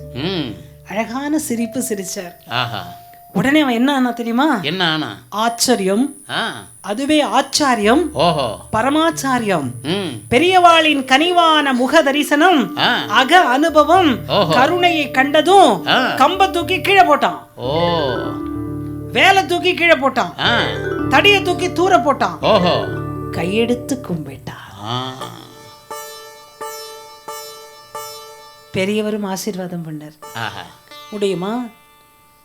இப்படி ஒரு கள்ளப்பையில உள்ள பையெல்லாம் மாற்ற முடியுமா? முடியாது. என்ன அழகு! என்ன செஞ்சார்? என்ன செஞ்சார்னு யோசிச்சு பாருங்க. உள்ளத்தில் நல்ல ஒளி உண்டாயின் வாக்கினிலே ஒளி உண்டாகும், அகத்தின் அழகுதான் முகத்தில் தெரியும். சிரிக்கும்போது நல்லா இருந்ததுன்னு வச்சுக்கோங்களேன், அது தெய்வாம்சம். ஆஹா. பெரியவர் ஆசீர்வாதம் பண்ண உடனே அந்த கள்ளப்பயலுங்க கூட்டத்துக்கு மொத்த கூட்டத்துக்கும் ஆசீர்வாதம் கிடைச்சது. எல்லாரும் வந்து ஒருத்தர், ஏன்னா தலைவன் கட்டுப்பட்டால் எல்லாரும் தொண்டர்களும் வந்துருவாங்க இல்லையா, கூட்டமே கோஷ்டியை வந்து ஒன்னொன்னா காலில் விழுந்து ஆசீர்வாதம் வாங்கி பழம் பிரசாதம் பெரியவாட்டை எல்லாம் வாங்கிக்குது. செஞ்சூஸ் கண்களில் கண்ணீர். வாழ்க்கையில வந்து ஒரு மனிதன் அன்பால் திருத்த முடிந்தால் நல்லா அண்டர்லைன் பண்ணி வச்சுக்கோங்க, அதுவே ஆச்சாரியாளுடைய வாக்கு. சண்டைக்கு போய் நானும் பார்க்குறேன் நீயும் பார்க்குறேன் இருக்கிறதுல ஒன்றுமே இல்லை. கல்வியா செல்வமா வீரமா அப்படின்னு நம்ம நிறைய பாடல்கள்லாம் நம்ம கேட்டிருக்கிறோம். வீரத்தில் ஒன்றும் இல்லைன்னு செல்வம் சொல்லும், செல்வத்தில் ஒன்றும் இல்லைன்னு கல்வி சொல்லும், கல்வியில் ஒன்றும் இல்லைன்னு வீரம் சொல்லும். எது உண்மை பாருங்க, எது கருணையே அன்பு. கருணை தான் வாழ்க்கையில. அந்த கருணைக்கு அவ்வளவு பெரிய கொடிய கொடூரமான தலைவன் திருடன் கண்களில் கண்ணீர் விட்டான். அப்ப அவன் ஃபீல் பண்ணி ஒண்ணு சொன்னானாம், சாமி எங்க மனசு அழகு வாசிங்க, உங்களுக்காக நான் இன்னும் கொஞ்சம் பேசுறேன். என்ன சொன்னாரா, சுவாமி எங்க மனசு அமைதி ஆயிடுச்சு, நாங்க இது நாள் வரைக்கும் வாழ்ந்த வாழ்க்கையில அர்த்தம் இல்லையோன்னு நினைக்கிறோம். எத்தனை பேரை வேட்டையாடி இருக்கோம், எத்தனை பேரை கொண்டு இருக்கிறோம், எத்தனை பேர்ட்ட பொருள் எல்லாம் வாங்கி இருக்கிறோம். எந்தத்திலையும் இல்லாத விஷயம், எந்த பொருளிலும் இல்லாத நிம்மதி சாமி உங்க அருளில் இருக்கிறது. திறந்து விட்டோம், இனி வாழ்க்கையில நாங்கள் திறந்து விடுவோம், இனி உங்களோடய நாங்க இருப்போம் என்று அந்த கள்ள கூட்டம், திருட்டு கூட்டம் எவ்வளவு அன்போடு சொன்ன உடனே இவர் நம்மளுக்கு ஸ்பீச் கொடுக்கிறார். பெரியவா நம்மளுக்கு ஸ்பீச் கொடுக்கிறார், ரொம்ப பிளசண்டா கொடுக்கிறார். எப்படி தெரியுமா, எப்படி இவெல்லாம் யாருன்னு நினைச்சீங்க, பக்தாள்கிட்ட அவங்கள சுத்தி கூட போறாங்களா அவங்கள்ட்ட பயந்தீங்களே நீங்க, பயப்படலாம் படாது. உலகத்திலே ரொம்ப ஸ்வீட்டஸ்ட் நாயன்மார் யார் தெரியுமா, யாரு, ஒன்னும் படிப்பறியாத கண்ணப்ப நாயன்மார் தான். அவர் சொல்றாரு, நான் சொல்ல, இவாள்லாம் யார் தெரியுமா, யாரு, கண்ணப்ப நாயனாரோட வம்சாவளிகள். நாயன்மார்கள்ல கண்ணப்ப நாயன்மார் மாதிரி பக்தி செலுத்தியவங்களை பார்க்க முடியாது. சுவாமிக்கு வேட்டையாடிய பன்றி மாமிசத்தை நிவேதனமா வச்சானே, இவ வைக்கும் போது அதை வைக்க கூடாதுன்னு தெரியல, அவர் அதை எடுக்க மாட்டார்னு நினைக்கல, எடுப்பார்னு நினைக்கல. அந்த பன்றி மாமிசத்தை அவர் எடுத்தாரா இல்லையாங்கிறத விட அவனுடைய பக்தியை எடுத்துக்கொண்டார். அதான புராணத்துல நம்ம சொல்ல முடியும். அவனுடைய பக்தியை எடுத்துக்கொண்டார், பன்றியை தள்ளி அவன் நன்றியை பார்த்தார், அவ்வளவுதான். எவ்வளவு பாசம் இருக்கு அவனுக்கு நம்மிடம். என்னங்க ஒரு கால கண்ணில் ரத்தம் வருது, தூக்கி கண்ணை பிச்சு வச்சுட்டாரு. அதான் கண்தானம் செஞ்ச முதல் மனுஷன் அவன் தான், வச்சுட்டாரு. அடுத்த கண்ணிலையும் ரத்தம் வருது, ஐயோ சாமி நீ இந்த ரெண்டாவது கண்ணிலையும் சோதனை விடுறியப்பா. அவனுக்கு ரொம்ப செந்தமிழ் எல்லாம் பேச தெரியாது, சோதனை விடுறியப்பா. எனக்கு 2 கண்ணு இருக்காது உனக்கும் தெரியும், ஆனா உனக்கு 3 கண்ணு இருக்குன்னு எனக்கு தெரியும். அங்க ஒருத்தர் கதை சொல்ல வந்தாரு, அவர் சொல்லியிருக்காரு, தெருக்கூத்துல பாத்துருக்கிறேனே சிவபெருமானுக்கு 3 கண்ணு இருக்குன்னு சொல்லுவாங்களே, எப்பா நீ 2வது கண்ணுல உன்னுடைய திருவிளையாடலை காமிச்சேன்னா எனக்கு பிச்சு வைக்கிறதுக்கு 2வது கண்ணு இருக்கு, அதை நான் கூட உன்னுடைய எப்படி வைக்கணுங்கிறத நான் இப்ப சொல்ல போறேன். ஆனா சிவபெருமானே உன்னுடைய 3வது கண்ணுல சோதனை நீ ரத்தம் வழிஞ்சா எனக்கு பிச்சு வைக்கிறதுக்கு கண்ணு இல்லப்பா, இல்லை, அதை தெரிஞ்சுக்கோ என்று சொன்னவன் தான் கண்ணப்ப நாயன். அவன் என்ன படிச்சாங்க, அன்றாட மேகசின் படிச்சானா, அன்றாட டெய்லி பேப்பர் படிச்சானா, கீதை படிச்சானா, சிவபுராணம் படிச்சானா, ஒன்னும் படிக்கலையே. படிக்காத மேதை, படிக்காத புண்ணியவான். அப்ப என்ன செய்யறான், 2வது கண்ணை பிச்சுட்டா அடையாளம் தெரியாதேன்னுதான் தன்னுடைய சிறப்பு காலை வைக்கு அந்த 2வது கண்ணில் அடையாளம் வைக்கும் போதுதான் சிவபெருமான் வந்து அருள்கிறார். செருப்பா என்று பார்க்கவில்லை, பாதுகைன்னு நம்ம சொன்னாலும் அழகாத்தான் சொல்றோமே தவிர அது திருவடியானு பார்க்கல, பாதுகையானு பார்க்கல, செருப்பானு பார்க்கல. அப்பா இவனுக்கு உண்மையான பக்தி இருக்குன்னு டிக் மார்க் போட்டு 101 மார்க் கொடுத்து மோட்சத்துக்கு அனுப்பினார். அப்பேற்பட்ட கண்ணப்ப நாயனார் வம்சம் அப்பா இவங்க மனசுல ரொம்ப அன்பு இருக்கு. உடனே ஓடி வந்தான். அப்போ ஒண்ணு சொல்றார் பெரியவா, இதை நீங்க எல்லாரும் இன்னைக்கு பிரசாதமா எடுத்துன்னு போடணும். உங்களுக்கெல்லாம் ஒண்ணு சொல்லிக்கிறேன். அவர் சொன்னது நீங்க போய் பாருங்க அந்த புத்தகத்தை. மனசை பார்த்து பழகுங்க, மற்ற விஷயங்களை பார்க்காதீங்க அப்படின்னு பெரியவா சொல்லிக்க சொன்னதை நான் ஒரு செய்தியாக சொல்லுகிறேன். இதை நம்ம எல்லாருமே திருந்த வேண்டிய விஷயங்களானா அவ மனசுக்குள்ள நம்ம பார்த்துக்கணும் என்று அவர்களை சிவனடியார்களவே பார்த்தார். உடனே தலைவன் ஓடி வந்தான். அதான் நன்றி. சுவாமி சுவாமி எங்களுக்கு இப்படி ஒரு ஸ்தானம் கொடுத்தீங்களா, ஆ சிவனடியார்கள் மாதிரின்னு சொன்னீங்களா ஆ சுவாமி, வனத்தில் தங்கி நாங்கள் தரும் பரிசு பொருள்களை ஏற்றுக்கொள்ள வேண்டும். ஆ அப்படியே ராமாயணத்துக்கு போங்க, ஆ சபரி கொடுக்குறா, ம் ஏ ராமனுக்கு இந்த பழம் நல்லா இருக்குமா, ஆஹா ஏ ராமனுக்கு இந்த பழம் கொடுக்கலாமா, ம் வெயிட் பண்ணுவோம், நிறைய பழம் இருக்கே, ஆ ஒன்று எடுத்து கடிக்கிறான், ஓ கடிச்சு ஆ. இது புளிக்கல நல்லா இருக்கு கொடுக்குறேன், ம் அடுத்தது புளிச்சிருக்கு, ஸோ ராமனுக்கு இது வேண்டாம். வேண்டாம். என்னங்க நீங்க எச்சில் நிவேதனம் வைக்கலாமா, ம் எச்சில் நிவேதனம் ராமனுக்கு வைக்கலாமா ஆ சொல்லுங்க நீங்க யாராவது, முடியவே அது ரைட்டா தப்பா? ம் ஆனால் ம் தெய்வீகம் சொல்கிறது ஆஹா அது சரியானது என்கிறது.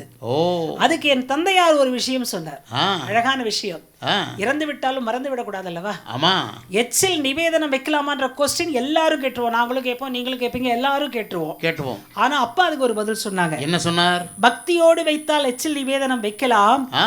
ஏனென்றால் இறைவனுக்கு பாடும் பாமாலைகள் எல்லாம் எல்லாம் எச்சிலோடு உழலும் நாக்கிலிருந்து தானே வருகிறது, ஓ. அதனால் நீங்கள் நிச்சயமாக பாடலாம். பலே பலே பலே. இது வந்து எங்க அப்பா சொன்ன வார்த்தை, மறக்க முடியாது. ஆஹா இன்னைக்கு நான் இது எந்தன்னு சொன்னா யார் கேட்க போறா? ம் அப்பா பேர் அப்பாவுக்கு தான், ஆமா புள்ளதான் நம்ம, அவ்வளவுதான் ஆமா. விஷயம். இன்சியில வச்சுக்கணும், இதயத்துக்குள்ளேயே வச்சுக்கணும். ஆமா என்ன அழகான விளக்கம் இது. ஆஹா வில்லிசை ராமாயணம் என்று சிங்கப்பூர்ல நாங்க 15 நாள் தொடர் நிகழ்ச்சி பண்ணோம். என்னங்க ஆஹா அந்த 15 நாள் தொடர் நிகழ்ச்சியில அப்பாவுக்கு வந்த ஸ்பான்டேனியஸ் கருத்து இது. ம் அதை நான் படிக்கும் போது இதை நான் நினைச்சேங்க, இதை இப்பதான் படிச்சேன். பலே. ஆனா படிக்கும் போது ஆ. எச்சில் நிவேதனத்தை சாப்பிடலாம் அப்படின்ற மாதிரி சொல்றாரு பாருங்க. ஆ தேனு, தினைமாவு, மலைப்பலா, வாழை இதெல்லாம் நாங்க சாப்பிட்ற பொருட்கள், எங்கள்கிட்ட வேற ஒண்ணும் இல்லை சாமி, இதை வைக்கிறோம் உங்களுக்கு. ம் உடனே பெரியவா உதவியாளரிடம் இருக்க, பெரியவா ஏற்றுக்கொண்டார், அப்படி கையை வச்சார், ஏற்றுக்கொண்டார். பெரியவா உதவியாளரிடம் இப்ப தலைவன் ஒரு அப்ளிகேஷன் போடுறான். ஓ யாரு? செஞ்சூசின தலைவன். தலைவன் அவனை வந்து கடுமையானவனா நினைச்சிருந்தோம், ஆமா கருணையானவனா மாத்திட்டான். மாத்திட்டார். சுவாமி எங்களோட வழக்கம் என்ன தெரியுமா? என்ன? இப்படி ஒரு பெரியவாள்லாம் எங்க ஊருக்கு வந்தாங்கன்னா நாங்க ஆண்கள் பெண்கள் வந்து டான்ஸ் ஆடி காமிப்போம். ஓஹோ அந்த இனப்பெண்கள் இருக்காங்க இல்லையா, ஆமா டான்ஸ் ஆடி வரவேற்போம், அப்படியே குங்குமம் எடுத்து கொடுப்போம். இந்த மாதிரி எங்களுக்கு சில மங்கள சடங்குகள் இருக்கு, இதையெல்லாம் செய்வோம். நீங்க திருவிளையாடல் படம் பாத்தீங்கன்னா அவர் மீனவரா நடந்து வரும்போது எல்லா பெண்களும் வருவாங்களே, அந்த மாதிரி காட்சி ஞாபகம் வச்சுக்கோங்க. அந்த மாதிரி நாங்கள் வரவேற்பு கொடுப்போம், தயவு செய்து இதுக்கு சம்மதிக்கிறோம். உடனே அவர் சொன்னாரா அந்த உதவியாளர், நீ இதுக்கு பெரியவா சம்மதிக்க மாட்டார். அப்புறம் இது அவர் காதுக்கு போச்சான். ஒரே ஒரு விஷயம் பெரியவா சொல்றார், இதுக்கு ஒரு நிபந்தனை இட்டு வரவேற்றார். அதே வார்த்தையை நான் படிச்சிடுறேன். என்ன நிபந்தனை? பெண்கள் மட்டும் நடனம் ஆடக்கூடாது, ஆண்கள் மட்டும் நடனம் ஆடட்டும். காரணம் சன்னியாசிகள் பெண்கள் நடனத்தை பார்க்க கூடாது, பெண்கள் வட்டாரமே அங்கு வரக்கூடாது. அதே மாதிரி நிறைவு விருந்தில் உயிர் பலி கூடாது. உடற்பயிற்சி சார்ந்த சிலம்பாட்டம், ஒயிலாட்டம் இப்பெல்லாம் நம்ம மறந்து போயிட்டோமே, அந்த மாதிரி விஷயங்களை விளையாட்டுங்களா ஆடட்டும். அதெல்லாம் ஏதாவது ஒரு தொலைக்காட்சியில வந்தா தொலைக்காட்சி தெளிவு வச்சிருவோம் நம்ம. அதை பாக்குறதுக்கே நம்மளுக்கு வந்து ஒரு பெரிய கிராமிய கலை மாதிரி எண்ணம். அந்த விளையாட்டுகளை ஆடி காமியுங்கள். உடனே தலைவன் ஒரு வார்த்தை சொன்னானா, இவ்வளவு கட்டுப்பாடான சுவாமியை நான் உலகத்திலே பார்த்ததில்லை. சாமி உங்க பாதத்துல நான் விழுந்து கும்பிடுறேன், உனக்கு நமஸ்காரம் சொல்ல தெரியாது, திருவடியை பூஜை பண்றேன்னு சொல்ல தெரியாது, பாதுகையை வணங்குறேன்னு சொல்ல தெரியாது, உங்க காலில் விழுந்து கும்பிடுறான்னு கும்பிட்டான். அவன் சிவபக்தியை ஊட்டி விட்டார் பெரியவர். கண்ணப்ப நாயனார் வம்சாவளிகள் இன்றைக்கும் அருமையாக அந்த பெரியவாளை மனசுல வச்சு பெரியவான்னு கும்பிடும் போது அவா தாண்டவம் ஆடினா யாரு? அந்த செஞ்சூர் இனத்து மக்கள். அந்த அவங்க தாண்டவம் நமக்கு சிவத்தாண்டவம் போல தெரிகிறது. சிவத்தாண்டவத்தை கபாலீஸ்வர் கோயில்ல உட்கார்ந்துட்டு பாடாம இருக்கலாமா? அவங்க காட்டு வழியா இருக்கும்போது காட்டுக்கு ஏத்த பாட்டு பாடணும், பாட்டுக்கு டான்ஸ் ஆடும் போது பாட்டுக்கு ஏத்த பாட்டு தான், நடனத்துக்கு ஏற்ற பாட்டு தான், சாதாரண பாட்டு இல்ல. ஆடிக்கொண்டார் என்று சொல்லக்கூடிய ஒரு அருமையான பாடல். இங்க மக்கள் கீர்த்தனையை ரசிப்பதனால், அதற்கு ஏத்த சிச்சுவேஷன் கிடைச்சதனால் இதை நான் போடுகிறேன். இதை நீங்க பாடும்போது நீங்க என்ன நினைச்சுக்கணும்னா, இந்த பாடலுக்கு அங்கு இருக்கும் பெண்கள் அல்ல, ஆண்கள் நடனமாடுகிறார்கள். காரணம் செஞ்சூர் இனத்து மக்களே, நீங்கள் எல்லாரும் சிவனடியார்கள் என்று பெரியவா வாக்கு வந்து விட்டதனால் அந்த அடியார்கள் ஆட்டம் ஆடுவது ஆண்டவனே ஆடுவது போலத்தானே பாடலை தரிசிப்போம். ஆடிக்கொண்ட அரந்த வேடிக்கை காண கண்ணாயிரம் வேண்டாமோ ஆடிக்கொண்ட அரந்த வேடிக்கை காண கண்ணாயிரம் வேண்டாமோ ஆடிக்கொண்ட அரந்த வேடிக்கை காண கண்ணாயிரம் வேண்டாமோ நாடி துடிப்பவர் பங்கில் உரையேபவர்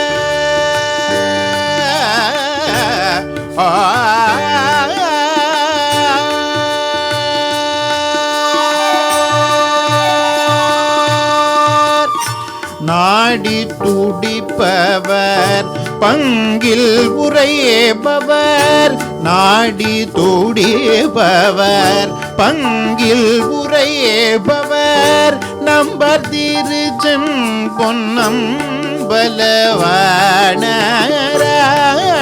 கொண்டார் அந்த வேடிக்கை காண கண்ணாயிரம் வேண்டாமோ நாடி துடிபவர் வங்கில் உரையேபவர் நம்பர் திருச்செம் பொன்னம் பலவானாடி கொண்டார் அந்த வேடிக்கை காண கண்ணாயிரம் வேண்டாமோ ஆரணவ மணிமாலைகளாட ஆடும் மரபம் படம் விரிதாட ஆரணவ மணிமாலைகளாட ஆடும் மரபம் படம் விரிதாட சீரணி கொன்றை மலர் தொடையாட சிதம்பர தேராட ஆரணவ மணிமாலைகளாட ஆடும் மரபம் படம் விரிதாட ஆரணவ மணிமாலைகளாட ததப மபதப மகரி சரி கமப மகரணவ மணிமாலைகளாட ததனி தரபரணி தரி கரி தனி ரி தனி தரி தனி தரபரணி தரி தனி தரபரணி சனி தப மகரணவ மணிமாலைகளாட ததப மபதப ததப மபதபரணி தரபரணி தரி தனி நீ தரி ரி தனி தரி தனி தரி தனி தரி ரி தனி தரி கரி ரி தனி தரி கமப மகரி தனி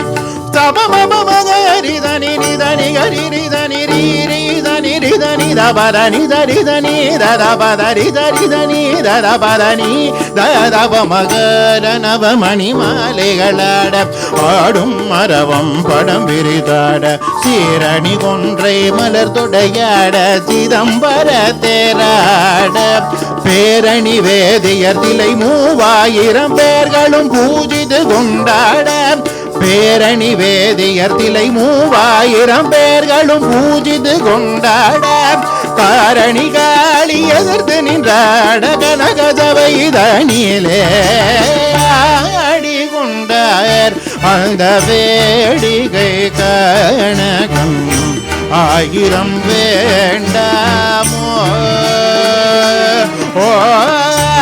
ஆடி கொண்டார் அந்த வேடிக்கை கணகம் 1000 வேண்டாமோ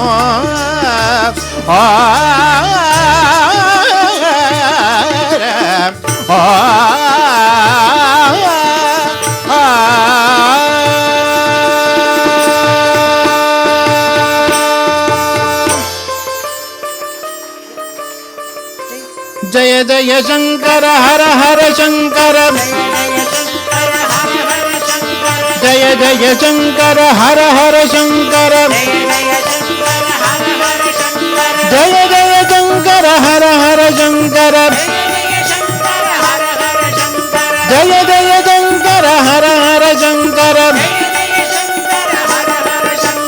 जय जय शंकर हर हर शंकर जय जय शंकर हर हर शंकर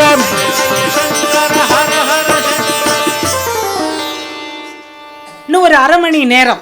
ஆஹா. 25வது நிமிஷம் உங்க எல்லாருக்கும் பெரியவா வில்லுப்பாட்டு மூலமா சொன்ன ஒரு மந்திரத்தை சொல்ல போறேன். ஆஹா. அதுக்கு கர்த்தா யாருமே இல்லை, பெரியவா தான். ஆமா. அதனால இருந்து எல்லாரும் கேட்கறதுனால அந்த சந்தோஷத்துல நான் அதை சொல்றேன். சரிங்க. ஆனா பொதுவா பாருங்களேன், நாங்கெல்லாம் கச்சேரிக்கு போகும்போது இப்ப நான் சொல்ல போற அனுபவம் அதை பத்தி தான். சிவன் கோயில்னு வச்சுக்கோங்களேன். சரி. இங்க நம்ம எல்லாரும் ஒண்ணுதான். ஆமா. ஆனா சிவன் கோயில்னு வச்சுக்கோங்களேன், அப்பா கேட்பாங்க, என்ன சுவாமி என்ன கச்சேரி. எங்களுக்கு ஒரு பெரிய கஷ்டம் என்னன்னா, நல்லா தெரிஞ்சவாளும் கச்சேரி கூப்பிடுவாங்க, ஒண்ணுமே தெரியாதவாளும் கச்சேரி கூப்பிடுவாங்க. சரி. வில்லுப்பாட்டோட நேச்சர் அது. நேச்சர் இப்படி ஒரு மேடையும் இருக்கும், ஒண்ணுமே தெரியாத கிராமத்து மேடையும் இருக்கும். அதான் எங்களுக்கு வாழ்க்கையே. அப்போ வந்து அதுல ஒரு சந்தோஷமும் இருக்கும் எங்களுக்கு. எல்லாமே அறிந்தவர்கள் மத்தியில பேசுறது ஒரு அழகு. ஆனா இப்படி அறியாதவர்களை மத்திய அறிய வைக்கிறதும் இன்னொரு அழகு. இப்படி பேசும்போது பாத்தீங்கன்னா சிவன் கோயில் நிர்வாகி வருவார். அந்த நிர்மா சொல்வார், அப்பா சொல்லுவாங்க, எல்லா சன்னதியும் இருக்கா? இருக்கு. பெருமாள் சன்னதி இருக்குது, பெருமாள் சன்னதி இருக்குது. இப்போ சமீபத்தில் நம்மளுக்கு வைகுண்ட ஏகாதசி வருதே, பெருமாள் வருதே அப்படின்ன உடனே சீனிவாச பெருமானை பற்றி ஏதாவது சேர்த்து சொல்லாமா? அண்ணா நீங்கள் பார்வதி கல்யாணமே நல்லா பண்ணுவீங்களே அப்படிம்பாங்க. அப்பா மேலேயே சோதிக்க மாட்டாங்க. அப்படியா, சரி சரின்றோம். ஓ சரி, பார்வதி கல்யாணம், வள்ளி கல்யாணம் அந்த மாதிரி பண்ணிடுவோன்னு. சரி. இன்னொன்று இருக்குது, அது என்னன்னா வட திருப்பதி தென் திருப்பதி மாதிரி நம்ம ஊரில் திருமலை வையாயூர்னு ஒரு ஊர் இருக்குது. திருமலை வையாயூர் அங்கே நீங்கள் போய் பாருங்க. என்னோட 6-7 வயசுலேருந்து அங்கே நாங்கள் வில்லுபாட்டு பண்ணுறோம். அதுக்கு ஒருத்தர் இருந்தார், லக்ஷ்மி பிறந்துட்டான்னு சொல்லி கலெக்ஷன் பண்ணி கலைஞர்களுக்கும் கொடுத்து விழாக்கு எடுத்துன்னு அப்படியெல்லாம் ஒரு காலம் இருந்ததுங்க. அதாவது ஒரு 50 மக்கள் கேட்டாலும் 51ஆவதா அங்கே சீனிவாச பெருமான் உட்காந்து கேட்பார். அப்படி ஒரு பக்தி இருந்தது. இப்போ இருக்கு, இல்லைன்னு சொல்லல. டிஸ்ட்ராக்ஷன்ஸ் அதிகமா இருக்கு, அது ஒரு கவலை தான். சரி, கவலையை கலையாக்குவோம், அவ்வளவுதான். அப்போ அந்த கோயில்ல இருந்து வரான்னு வச்சுக்கோங்க, அவருக்கு பேர் வந்து சீதாபதின்னு நினைக்கிறேன். சரி. இப்ப இருக்கிற ஒரு பெரிய தொலைக்காட்சி தயாரிப்பாளரின் அப்பா, அவர் வந்து சீனிவாச பெருமாள் கோயிலுக்கு விழா நடத்துவார். சரி.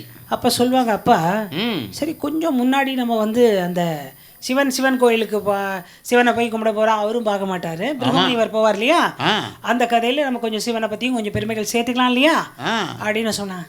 என்ன நீங்கள் ரொம்ப சீனிவாச கல்யாணம் பிரமாதமாக பண்ணுவாளே, அதே பண்ணுங்க. சோ இது எங்க வாழ்க்கையில நடந்த அனுபவம் என்னன்னா, இவாளுக்கும் ஒரு விஷயம், ஒரு சின்ன காரமோ அல்லது குட்டி கிளாஷோ இருக்கிற மாதிரி சொல்லிக்கிறாங்க. ஆனா என் தலைமுறையில் அது எனக்கே தெரியல. அப்படின்னா இவங்களுக்கு நிச்சயமா தெரிய போறதில்ல. இப்பெல்லாம் வந்து இது போட்டுன்னு பாக்குறதே இல்லை யாரும். மனுஷால் நல்ல உதவுறாளா இருக்காங்களா, அன்பா இருக்காங்களா? என்ன மேடம் அப்படிதானே இருக்கும் இல்லையா? அன்பா இருந்தா சரிதான். பக்கத்து வீட்டுக்காரா நமக்கு வேணும் தான், ஊரு உலகமும் பக்கத்து வீட்டு தெருவும் வேணும் தான். எல்லாம் வெள்ள வரும்போது தான் பக்கத்து வீட்டுக்காரரை பத்தி தெரியணும்னு இருக்க கூடாது. ஒண்ணு சைட்ல பாக்குறோம் அல்லது மேல பாக்குறோம், எதுவுமே இருக்க கூடாது. மனிதனுக்கு மனிதன் எப்படி பாஷை தேவையில்லைன்னாரோ அப்படி பட்டையோ நாமமோ எதுவும் தேவையில்லைங்கிறது கலைவாணர் காலத்துல இருந்து நம்ம பார்த்துட்டு இருக்கோம். ஆமா, அதுக்கு பெரியவா ஒண்ணு சொல்லியிருக்கேன். இவ்வளோ ஏன் அஸ்திவாரம் போடுறேன்னா, அதை சொல்லும் போது விஷயத்துக்கு புரியணும் இல்லையா? ஆமா. பெரியவா அதை பொதுவா நம்ம சின்ன வயசுல எல்லாருமே சொல்றோம், பெரியவங்க சொன்னா பெருமாள் சொன்ன மாதிரி அப்படின்னு நம்ம சொல்லுவோம். ஆமா, பெரியவங்க பெருமாளை பத்தி சொல்லியிருக்காங்க. என்ன அழகான விஷயம் பாருங்க. அதாவது திருப்பதியில் பெருமாள், இது ஒரு நல்ல நியூஸ் கண்ணா உன்ன மாதிரி இளைய தலைமுறைக்கு. திருப்பதியில் பெருமாள் எல்லா மூர்த்திகளின் ஒன்றுபட்ட உருவம் காட்சி. இது அவரோட வார்த்தை. வாட்ஸ்அப்ல நிறைய வந்திருக்கலாம், வெவ்வேறு கதைகளாக வந்திருக்கலாம். வாட்ஸ்அப் பெரிய குருவாயிடுச்சு இப்போ. அதனால நம்ம திரு நிறைய பேர் முழிக்கிறோம். ஒரு பெரிய பேச்சாளர் இருக்கும்போதே இல்லைன்னு போட்டாங்க. அவரு போன் மேல போனு, வீட்டுக்கே போன் வருது. ஐயோ போன் எடுக்கிறதே அவரே நான் நல்லா தானே இருக்கேன்னு. இது எதுக்கு சொல்றேன்னா, நம்பிடக்கூடாது நம்ம, அதுக்குன்னு சொல்றேன். பெரியவா திருப்பதி திருமலை விஜயம் சுவாமிகளுக்கு விசேஷ மரியாதை. தங்க கலசம் வைத்த குடை, பெருமாள் மேனி அழகு, 25 முழ நீளப்பட்டு பீதாம்பரத்தை நம்முடைய மகாபெரியவாளுக்கு கொடுக்கிறார்கள். பெரியவா ஏழுமலையானுக்கு 2 பண்ணியிருக்கார். கருடோத்சவம், சகஸ்ர கலசாபிஷேகம் நடத்தினார். சரி, அப்ப அவர் ஒரு கருத்துக்கள் சொல்றார். இதெல்லாம் இது வந்து கருத்து தான், அனுபவம். இதுல ஒரு பெரிய கதை இருக்கு, அதை நான் அடுத்த வாரம் சொல்றேன். சுவாமி பெருமாள் திருமேனிக்கு அலங்காரம் பண்ணும்போது அந்த சுவாமிக்குள்ள எல்லா சுவாமியும் ஒண்ணுன்னு சொல்லியிருக்கார். அத வந்து அவர் அலங்காரம் பண்ணதால சொல்லியிருக்கார். சரி, அவ்வளவுதான். நான் இதை அந்த கருத்தை உங்களுக்கு சொல்ல போறேன். சரிங்க. பாலாஜி எனப்படும் பெருமாள் கிரீடத்துக்கு உள்ளே ஜடாமகுடம் உண்டு. சிவனுக்கு உகந்த வில்வ தளமிட்டு பூஜை செய்வார்கள். சிவன் அம்சம் வந்துருச்சா? ஓகே. நீங்க திருப்பதி மலை மேல ஏறும்போது ஓம் நம சிவாய, ஓம் நம நாராயண 10 சொல்லிட்டு 11வது ஓம் நம சிவா கூட சொல்லலாம்னு சொல்றார் பெரியவர். பெருமாளின் கிரீடத்தில் அம்பாளுக்கு உரியதான ஸ்ரீ சக்கரம் இருக்கிறது. அம்பாள் அம்சமும் இருக்கிறது. திருமலை கோவில் சுவர்கள் பிரகாரத்தில் அம்பாளின் வாகன சிங்கங்கள், அந்த வாகனம் சிம்மம் இருக்கு இல்லையா, அந்த சிம்மத்தினுடைய உருவங்கள் இருப்பதனால பெருமாள் கோவிலாகிய திருமலாவில் சக்தி அம்சமும் இருக்கிறது. சக்தினா இந்த சக்தி அம்சம். தாயார் இருக்காங்க, அது நம்ம எல்லாருக்கும் தெரியும். திருக்கரங்களில் சங்கு சக்கரம் இருக்கிறது. விஷ்ணு அம்சமும் இருக்கிறது. பாலா அப்படின்னு பாலாஜின்னு சொல்றதுல பாலா இருக்கு இல்லையா, அது பாலமுருகனைத்தான் சொல்லுவார்கள். ஆக பாலாஜிக்குள் முருகப்பெருமானுடைய அம்சமும் இருக்கிறது அப்படின்னு சூரசம்ஹார தினத்து நேரத்துல சொல்றதுல சந்தோஷப்படுறேன். நீங்க எத்தனை பேர் சஷ்டி விரதம் இருக்கீங்க? கண்டிப்பா எல்லாரும் இருப்பீங்க. ஆமா. முருகனை நினைப்பீங்க. ஒருவேளையாவது சாப்பிடாம இருப்போம். ஆமா. கோயிலுக்கு போவோம், கச்சேரி கேட்போம், முருகா முருகான்னு சொல்லுவோம். அந்த முருகான்ற நாமத்துக்கு உள்ள சக்தி என்னன்னா 3 in 1 மாதிரி. மூணா முகுந்தன், ரூனா ருத்ரன், கானா கமலன், 3 சேர்த்தா முருகன் என்று சொல்கிறார்கள். அவருடைய 6 முகம் இருக்கிறதெல்லாம் அத்தனையும் கருணை முகங்கள் தான்.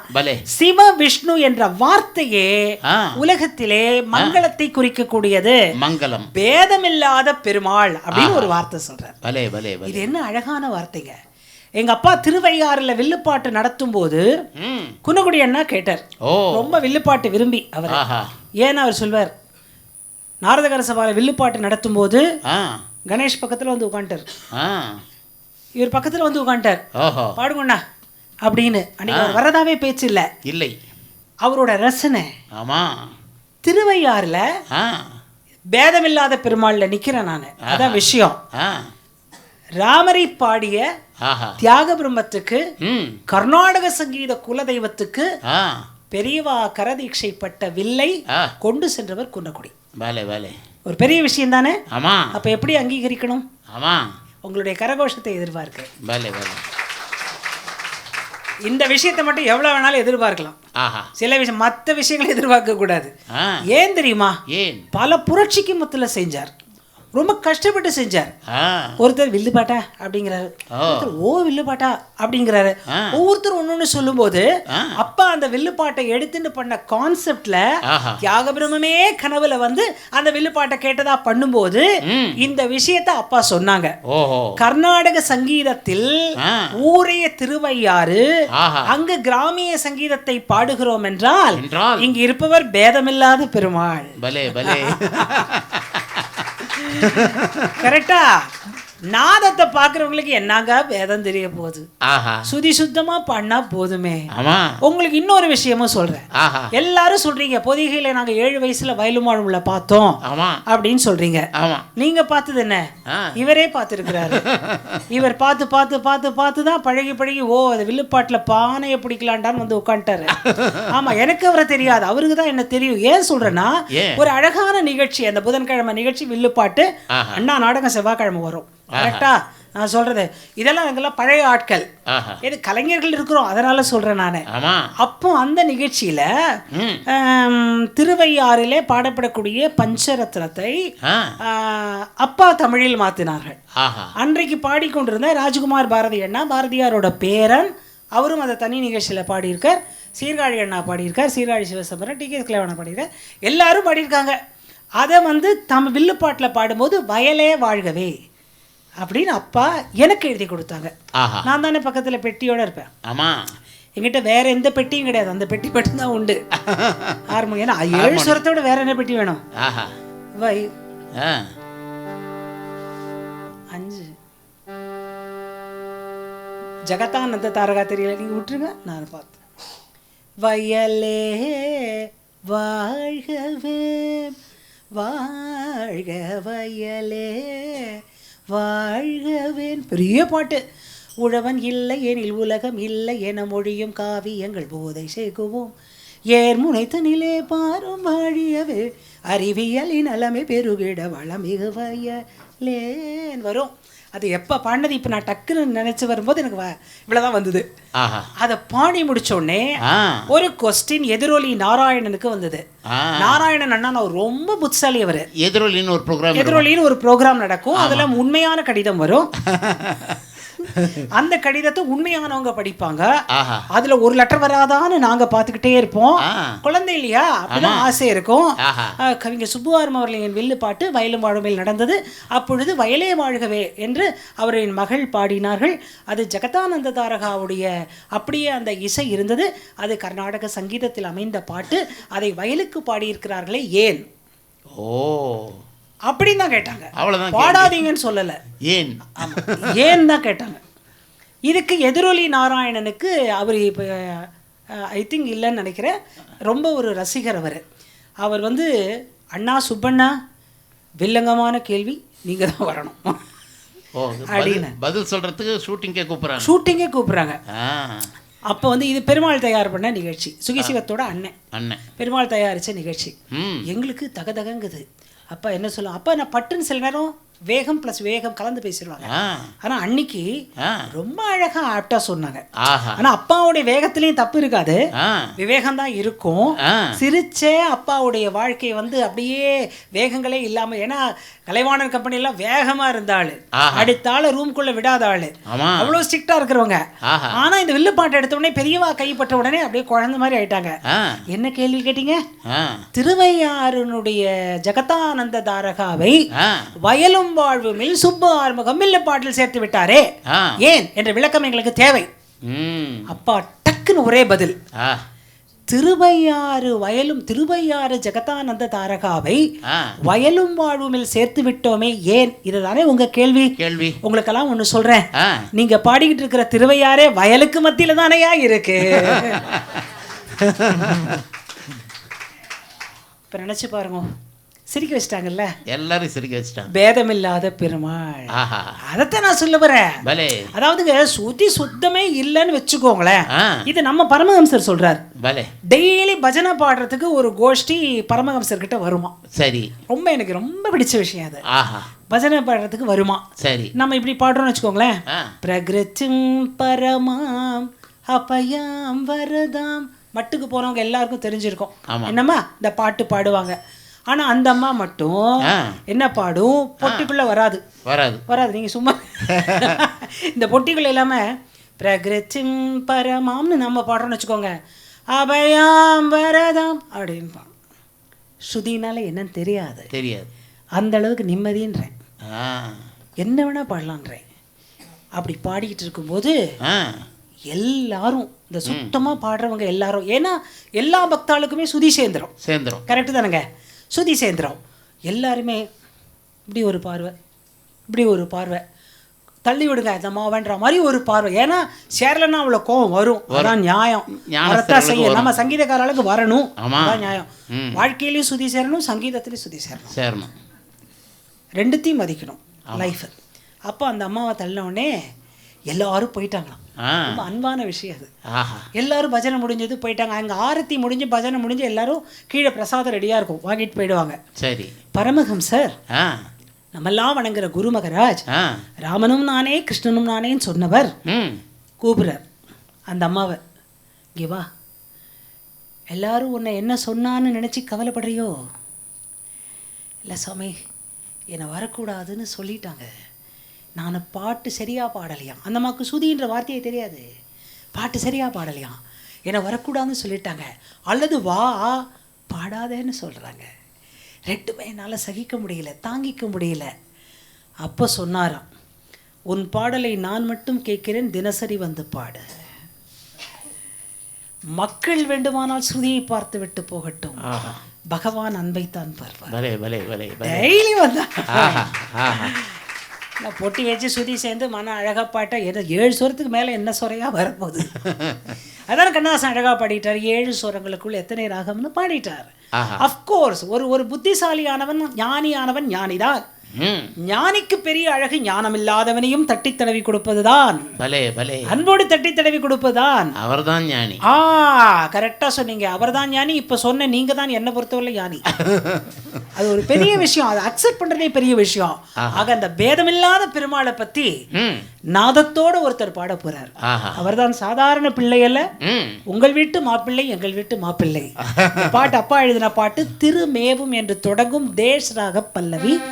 அருமையான கீர்த்தனை. இதை முடிச்சு கரெக்டா 15 நிமிஷத்துல பெரியவா நமக்கு சொன்ன வாழ்க்கை மந்திரத்தை சொல்லி நிறைவு செய்வேன். இன்றைக்கு ஒரு முக்கியமான அனௌன்ஸ்மெண்ட் இருக்கு. கிருஷ்ணா ஸ்வீட்ஸ் முரளி அண்ணா அவர்கள் அன்போடு அதை பதிய வைக்க சொன்னார்கள். நிர்வாகத்தினர் வந்து சொன்னார்கள். அதையும் நான் சொல்றேன். திருமேவும் மலை மீது திகழ் மாதவா, திருமேவும் மலை மீது திகழ் மாதவா, தினம்தோறும் அடியார்கள் புகழ் கேசவா, திருமேவும் மலை மீது திகழ் மாதவா, தினம்தோறும் அடியார்கள் புகழ் கேசவா, திருமேவும் மலை மீது திகழ் மாதவா, அருளாலே ஆழ்வார்கள் புகழ் மாலையே, அகம் நாடும் வாடாத பூமாலையே, அருளாலே ஆழ்வார்கள் புகழ் மாலையே, நின்னகம் நாடும் வாடாத பூமாலையே, திருமேவும் மலை மீது திகழ் மாதவா, தினம்தோறும் அடியார்கள் புகழ் கேசவா, திருமேவும் மலை மீது திகழ் மாதவா.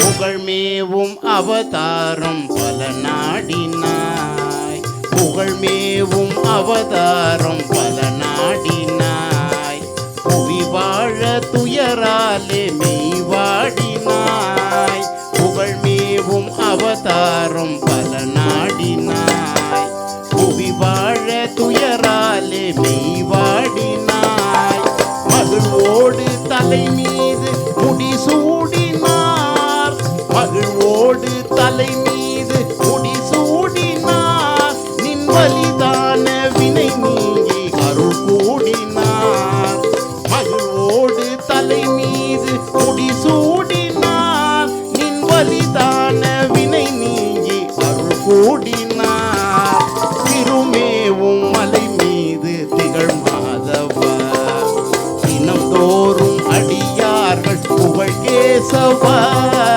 திருமேவும் மலை மீது திகழ் மாதவா, திகழ் மாதவா, வருவாய் கண்ணா, அருள்வாய் கண்ணா. சபாஷ், அருமை. பெரியவா 1964 அப்பா வில்லுப்பாட்டை கேட்டு கேட்டு கேட்டு கேட்டு ஒரு 500 முறைக்கு மேல பாடியிருக்கோம். அது ஏற்கனவே நான் சொன்ன உண்மைதான். இப்ப ஏன் சொல்றேன்னா அதனோட இன்ட்ரோ அதுல இருந்து இருக்கு, அதனால சொன்னேன். எப்பவுமே முன்னாடி சீனை கொஞ்சம் சொல்லிப்போம் இல்லையா, அதனால சொன்னேன். ஒரு வாட்டி அந்த ஒரு ஆகம சில்பதசை அதுலயும் சொன்னாங்க அப்பா. அப்புறம் ஒரு பெரிய விழா 3 பெரியவாளும் இருக்கும்போது ஒரு விழா நடந்தது. அந்த வேள்வியிலும் வில்லுப்பாட்டு இருந்தது. அப்ப வந்து பெரியவா வந்து ஒண்ணு கேட்டாங்க. அதைத்தான் இப்ப நான் சொல்லி உங்களுக்கு நிறைவு செய்ய போறேன். அந்த நிறைவு செய்யற நேரத்துல உங்களுக்கு ஒரு அறிவிப்பும் சொல்ல போறேன். 8ங்கிறது 8 5 ஆனா நீங்க என்ன ஏதாவது திட்டவா போறீங்க? திட்ட மாட்டீங்க இல்லையா? அந்த அறிவிப்பை சொல்லி முடிப்பேன். அதாவதுங்க வந்து உட்கார்ந்துருக்காரு. ஐ திங்க் அது எந்த கல்லூரி ஞாபகம் இல்லை, கல்லூரியா பள்ளியா சமாஜமா நினைவில்லை. பூஜை கொஞ்ச நேரம் கழிச்சு வில்லுப்பாட்டை ஆரம்பிக்க போது சரி அப்பா முன்னாடி இப்படி கூப்பிட்டு அப்பாவுக்கு ஆசீர்வாதம் பண்ண நாங்கள் எல்லாம் படையா பின்னாடியே போவோம். சரி அப்பா முன்னாடி போகும்போது அங்கே பின்னாடி இன்னைக்கு இருக்கிற மாதிரி 6 முகமா போவோம்னு வச்சுக்கோங்களேன். சரி போகும்போது சுபு இன்னைக்கு வில்லுப்பாட்டில் பால் கதை உண்டோடா. இது வாட்ஸ்அப்பில் வந்திருக்கா, நிறைய பேருக்கு வந்துருக்கும்னு நினைக்கிறேன். ஆமாம், பால் கதை உண்டோடா, பால் கதை. ஆமாம், அப்பாவுக்கு கதைக்கு நடுவில் பால் உண்டு, அது குடிப்போம் இல்லையா? கதைக்கு நடுவில் பால் சாப்பிடுவோம். இந்த பால் கதை நம்ம நிறைய கதை சொல்லுவோமே, எந்த பால் கதை? எந்த பால் கதைனோடனே சட்டுன்னு ஃப்ளாஷ் ஞாபகம் வந்தது. பெரியவா எதை ரசிப்பார், அங்கதான் ஞானம்ங்கிறது, ஞானம் பேர் தான் ஞானம் அப்படின்னு அந்த கதையை சொன்னாங்க. பெரியவா ஆசீர்வாதத்தோடு அதை நான் சொல்கிறேன்னு. ஆமாம், நீங்கள் நம்ப மாட்டீங்க, இது சுயபுராணம் செல்ஃப் இன்ட்ரோடக்ஷன்லாம் இல்லை. சமீபத்தில் சிங்கப்பூரில் நான் நிகழ்ச்சி பண்ணப்போ ஆஃப்டர் த டைம் உங்களை மாதிரி ஒரு மேடம் எழுந்து நிகழ்ச்சி நேரம் முடிஞ்சு போச்சு, இருந்தாலும் எங்களுக்கு ஒரு கேள்வி கேட்கணும்னு ஆசை, எனக்கு என்ன கேட்க போறாங்களோ தகதகன்னு இருந்தது. எல்லா கலைஞருமே அந்த எண்ணம் இருக்கும். கரெக்டாக கேட்டுடுவாங்களோ, எதை கேட்டுடுவாங்களோன்னு ஒன்று இருக்கும், தெரியாத கேள்வி கேட்டுருவாங்களோன்னு ஒன்று இருக்கும், பயம் இருக்கும். என்ன தராக சொல்றது, அதை மேனேஜ் பண்றது ஈஸி, நம்மளும் மேனேஜ் பண்ணுவோம், அவளுக்கும் தெரியும் எப்படி மேனேஜ் பண்றாங்க. இந்த மாதிரி தகதகன்னு வந்து எனக்கு எழுந்து உடனே கேட்கும்போது ஒன்றும் இல்லை, பெரியவாளுக்கு பிடிச்ச கதை பால் கதை, உங்க அப்பா சொல்றது அதை சொல்லி முடிச்சிருக்கோளே ஐயோ அப்படின்னு நான் உடனே நிர்வாகிகளை பார்த்தேன். அவங்களும் இப்படி அவங்களுக்கு இப்படி யாராவது கேட்க மாட்டாங்களான்னு இருப்பாங்க போலுக்கு. கேட்ட உடனே சந்தோஷமா முடிச்சேன். ஸோ இதை வந்து மயிலாப்பூரை அப்படி ஒரு இடமாக நினைத்து கொண்டு அடியேன்னு சொல்கிறேன். அங்க இருக்கும்போது இதை மயிலாப்பூர்னு அவங்கள மயிலாப்பூர்னு சொன்னேன், அதனால இப்ப இதை சொல்றேன். என்னன்னா அப்பா ஒரு மந்திரம் கொடுத்தாங்க. கரெக்டா 5 நிமிஷம் தான் இந்த கதை. என்ன மந்திரம் அது? ஆழாக்கு பாலை போல ஆளாக்கு. ஆழாக்கு பாலை போல ஆளாக்கு. நல்ல அழகரம் தெளிவா சொல்றீங்க, இன்னொரு தடவை சொல்லுங்க.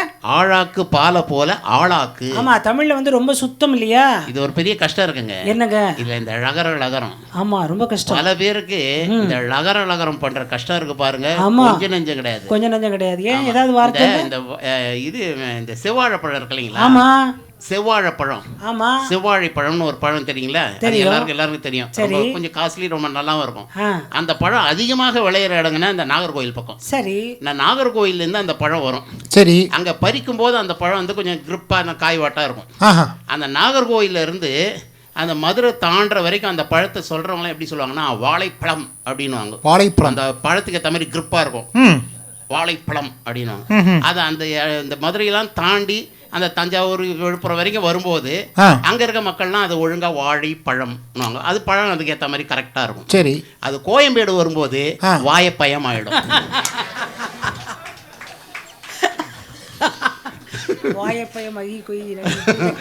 அது அந்த வாழைப்பயத்தை ஒண்ணுமே பண்ண முடியாது நம்மளால. ழகரம் என்பது தனிச்சிறப்பு. நான் அந்த நிகழ்ச்சியில முதல்ல ஆரம்பத்திலே சொன்னேன். அதுல நான் 10 வார்த்தை 15 வார்த்தை அடுக்கியிருக்கார் மகா பெரியவா. வாழி, வியாழன், அப்படி நிறைய வாழ்க, ஆழி, சூழ்க, நம்ம ஒரு 10 வார்த்தை உங்களுக்கு முதல்ல சொன்னேன். தொடர்ந்து வர மேடம் நல்லா கேட்டிருப்பீங்க. அப்போ வந்து இது இந்த கதை என்னன்னா ஆழாக்கு பாலை போல ஆளாக்கு. இதாங்க மந்திரம், ஆழாக்கு பாலை போல ஆளாக்கு. ஆமா, அப்பாவனோட மூளையில, சொந்த மூளையில உருவான கதை. இது அப்படியே நம்மளுக்கு வந்து என்ன சொல்ல, எத்தனை வருஷங்கள் எத்தனை மாதங்கள் அப்படி கேட்ட கதை. சரி, பொதுவா நம்மள மாதிரி ஒரு அம்மா பால் வாங்கி காய்ச்சுறாங்க. சரி, அப்புறம் அதை என்ன பண்றாங்க, அப்படிங்கறத பால் தன் கூற்றாக சொல்கிறது. ஓ, பால் சொல்லுது. ஆமா, நம்ம இந்த ஸ்கூல்ல எல்லாம் எழுதுவோம் தெரியுமா? ஆமா, நாங்கள் பிரதம மந்திரி ஆனால் ஒரு கட்டுரை கொடுத்தோம்ல, அப்ப நானே பிரதம மந்திரி மாதிரி நம்ம எழுதுவோம் இல்லையா? அந்த மாதிரி இந்த பால் கதை வருது. பால் சொல்லுது, பால் சொல்லுது. பாலாக இருந்தேனே, வெள்ளையா இருந்தேனே, எல்லாருக்கும் ரொம்ப பிடிச்ச கலர் வெள்ளை கலர் ஆச்சு.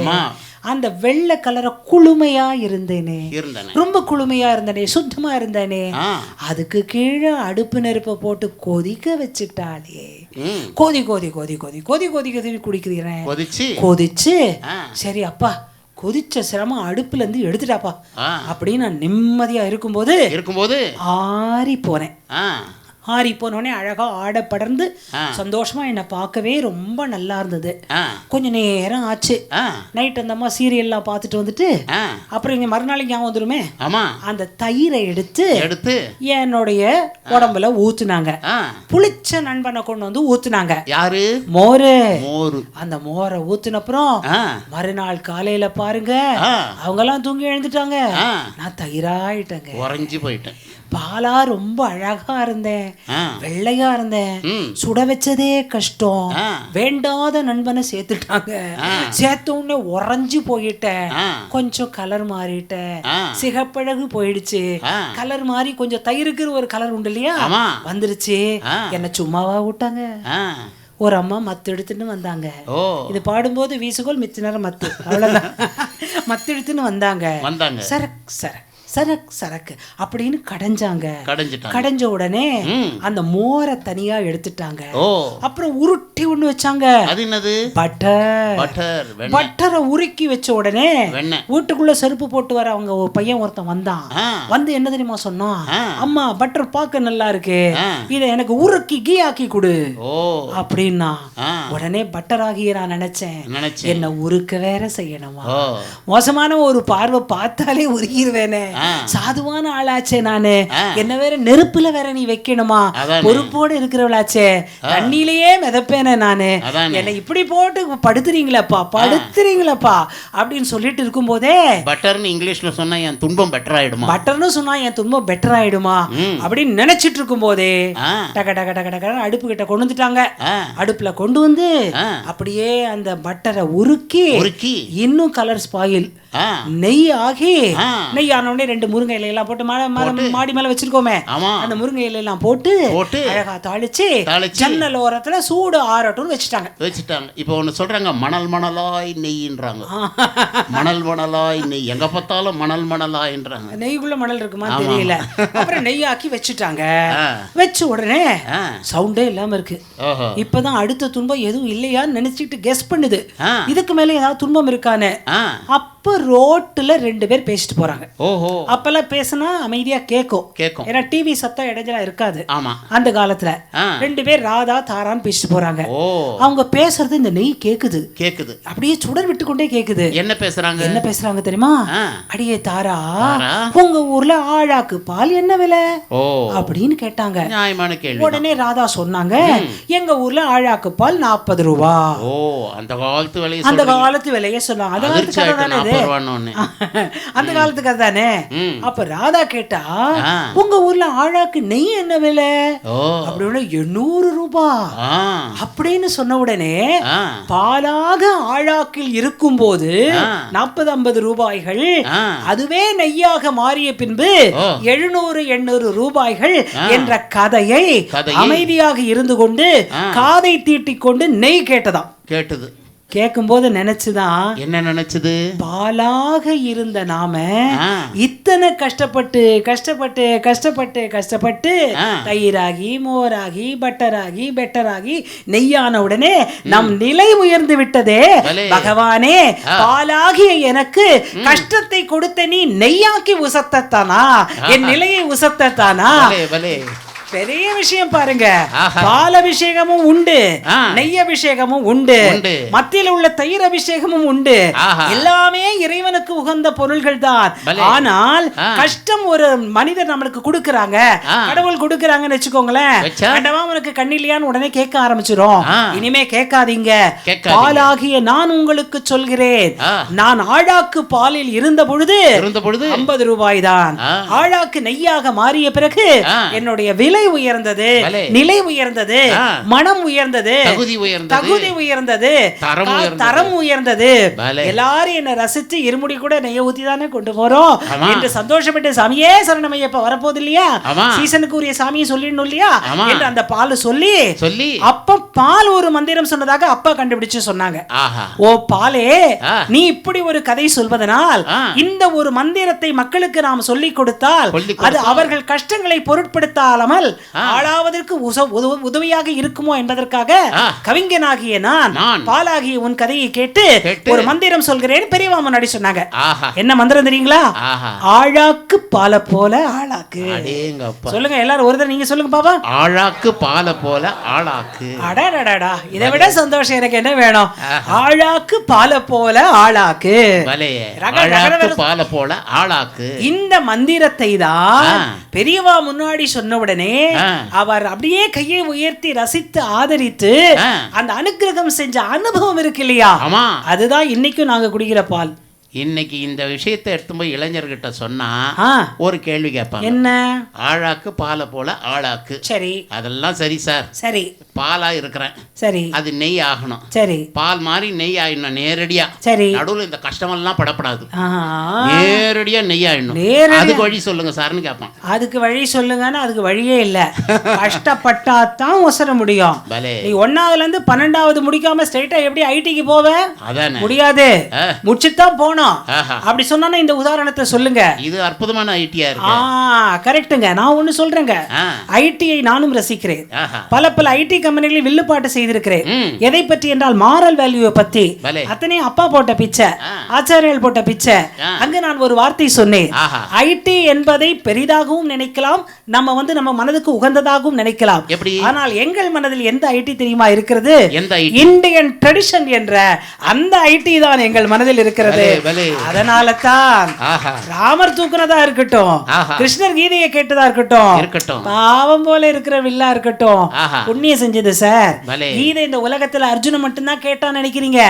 கூட இருந்து கேட்டால் இந்த வில்லு தான். அதனால தான் ராமர் கை போட்ட வில்லு, கிருஷ்ண கீதை கேட்ட வில்லு நாங்க பாடுறோம்.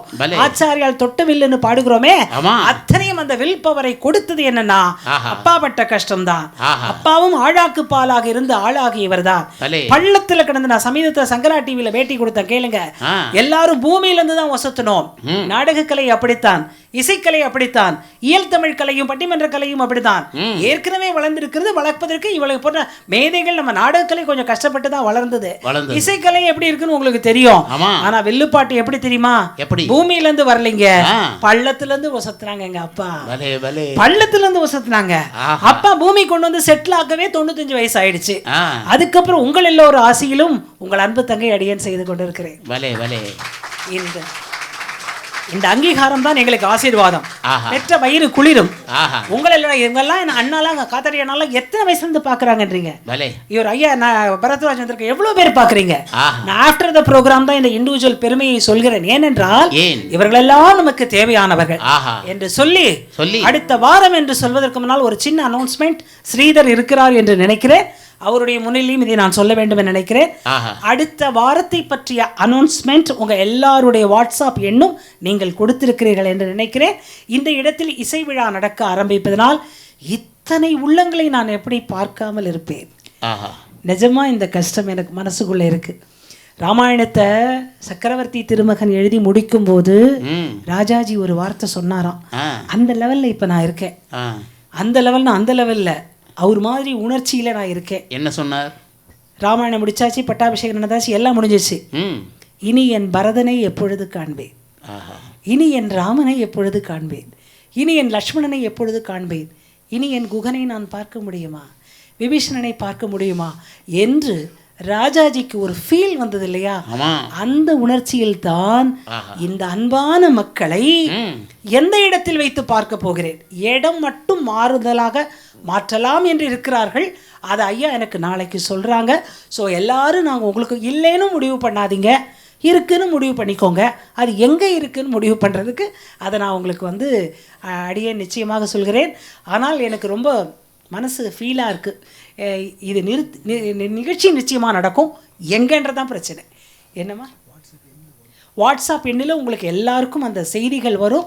நீங்கள் எங்கே இருந்தாலும் வர வேண்டும் என்ற ஒரு அன்பு வேண்டுகோளை எனக்காக அல்ல, ஆச்சாரியால் அனுக்கிரகத்தை நாம் எல்லோரும் பெற வேண்டும் என்பதற்காக சுப்பு ஆறுமுகம் ஐயாவின் மகள் உங்கள் தங்கையாக அடியேன் கேட்டுக்கொள்கிறேன். நீங்கள் யாராவது இந்த வாழியவேக்கு பின்பு உங்களுடைய கருத்தை நம்ம வீடியோக்காரர் இருக்கார், அவர்கிட்ட நீங்கள் பதிய வைக்கிறதுக்கு அவருடைய மைக் அண்ணாவை போன்றவர்கள், ஐயாவை போன்றவர்கள், அம்மா யாராவது நீங்கள் உங்களுடைய ஒப்பீனியன் சொல்லணும்னு நினச்சிங்கன்னா அமைதியாக இருந்து ஒருவர் பேசுவது மற்றவருக்கு கேட்பது போல சொல்ல முடிந்தால் சொல்லுங்கள் என்ற வேண்டுகோளையும் அடியேன் தெரிவித்துக்கொண்டு, அடுத்த வாரம் பாடுவேன் அப்படிங்கிற வார்த்தை எங்கன்னு தெரியாம அடியேன் சொல்ல முடியல.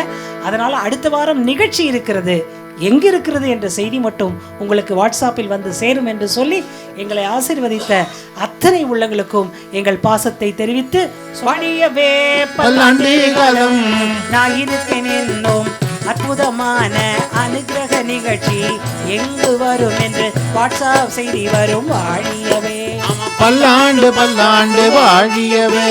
கலா பாரம்பரியம் ஐயா காத்தாடி ராமமூர்த்தி அண்ணாவும் அண்ணார் குடும்பமும் இளம் தலைமுறை வாழியவே.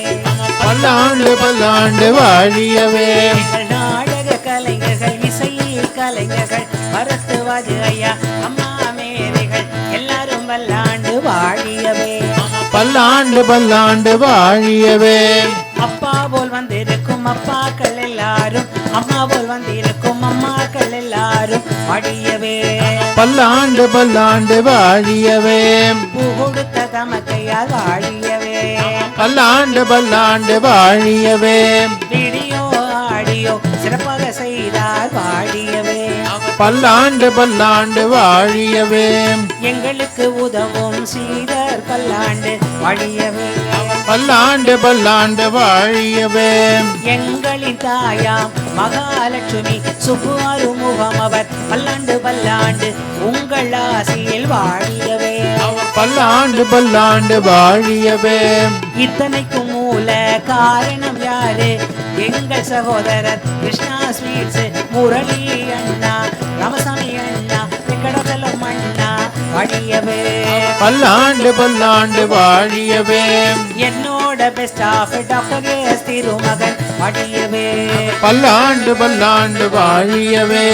அன்பு சகோதரர் கணேஷ் ராவு, அன்பு பிள்ளை பிரகாஷ் ராமச்சந்திரன், அன்பு வெற்றி எல்லாரும் பல்லாண்டு வாழியவே. பல்லாண்டு பல்லாண்டு வாழியவே. உங்கள் காதுக்கு நல்ல இசை தந்த எங்கள் அன்பு மகன் தலைமகன் என்றும் உங்கள் ஆசியால் வாழியவே. பல்லாண்டு பல்லாண்டு வாழியவே. உங்கள் அன்பு சகோதரி அடுத்த வாரம் எங்கு தொடர்வோம் என்று பிரார்த்தனை செய்திடுவோம். நாமே இங்கே நடந்தால் நல்லது என்று வேண்டிடுவோமே. பல்லாண்டு பல்லாண்டு வாழியவே.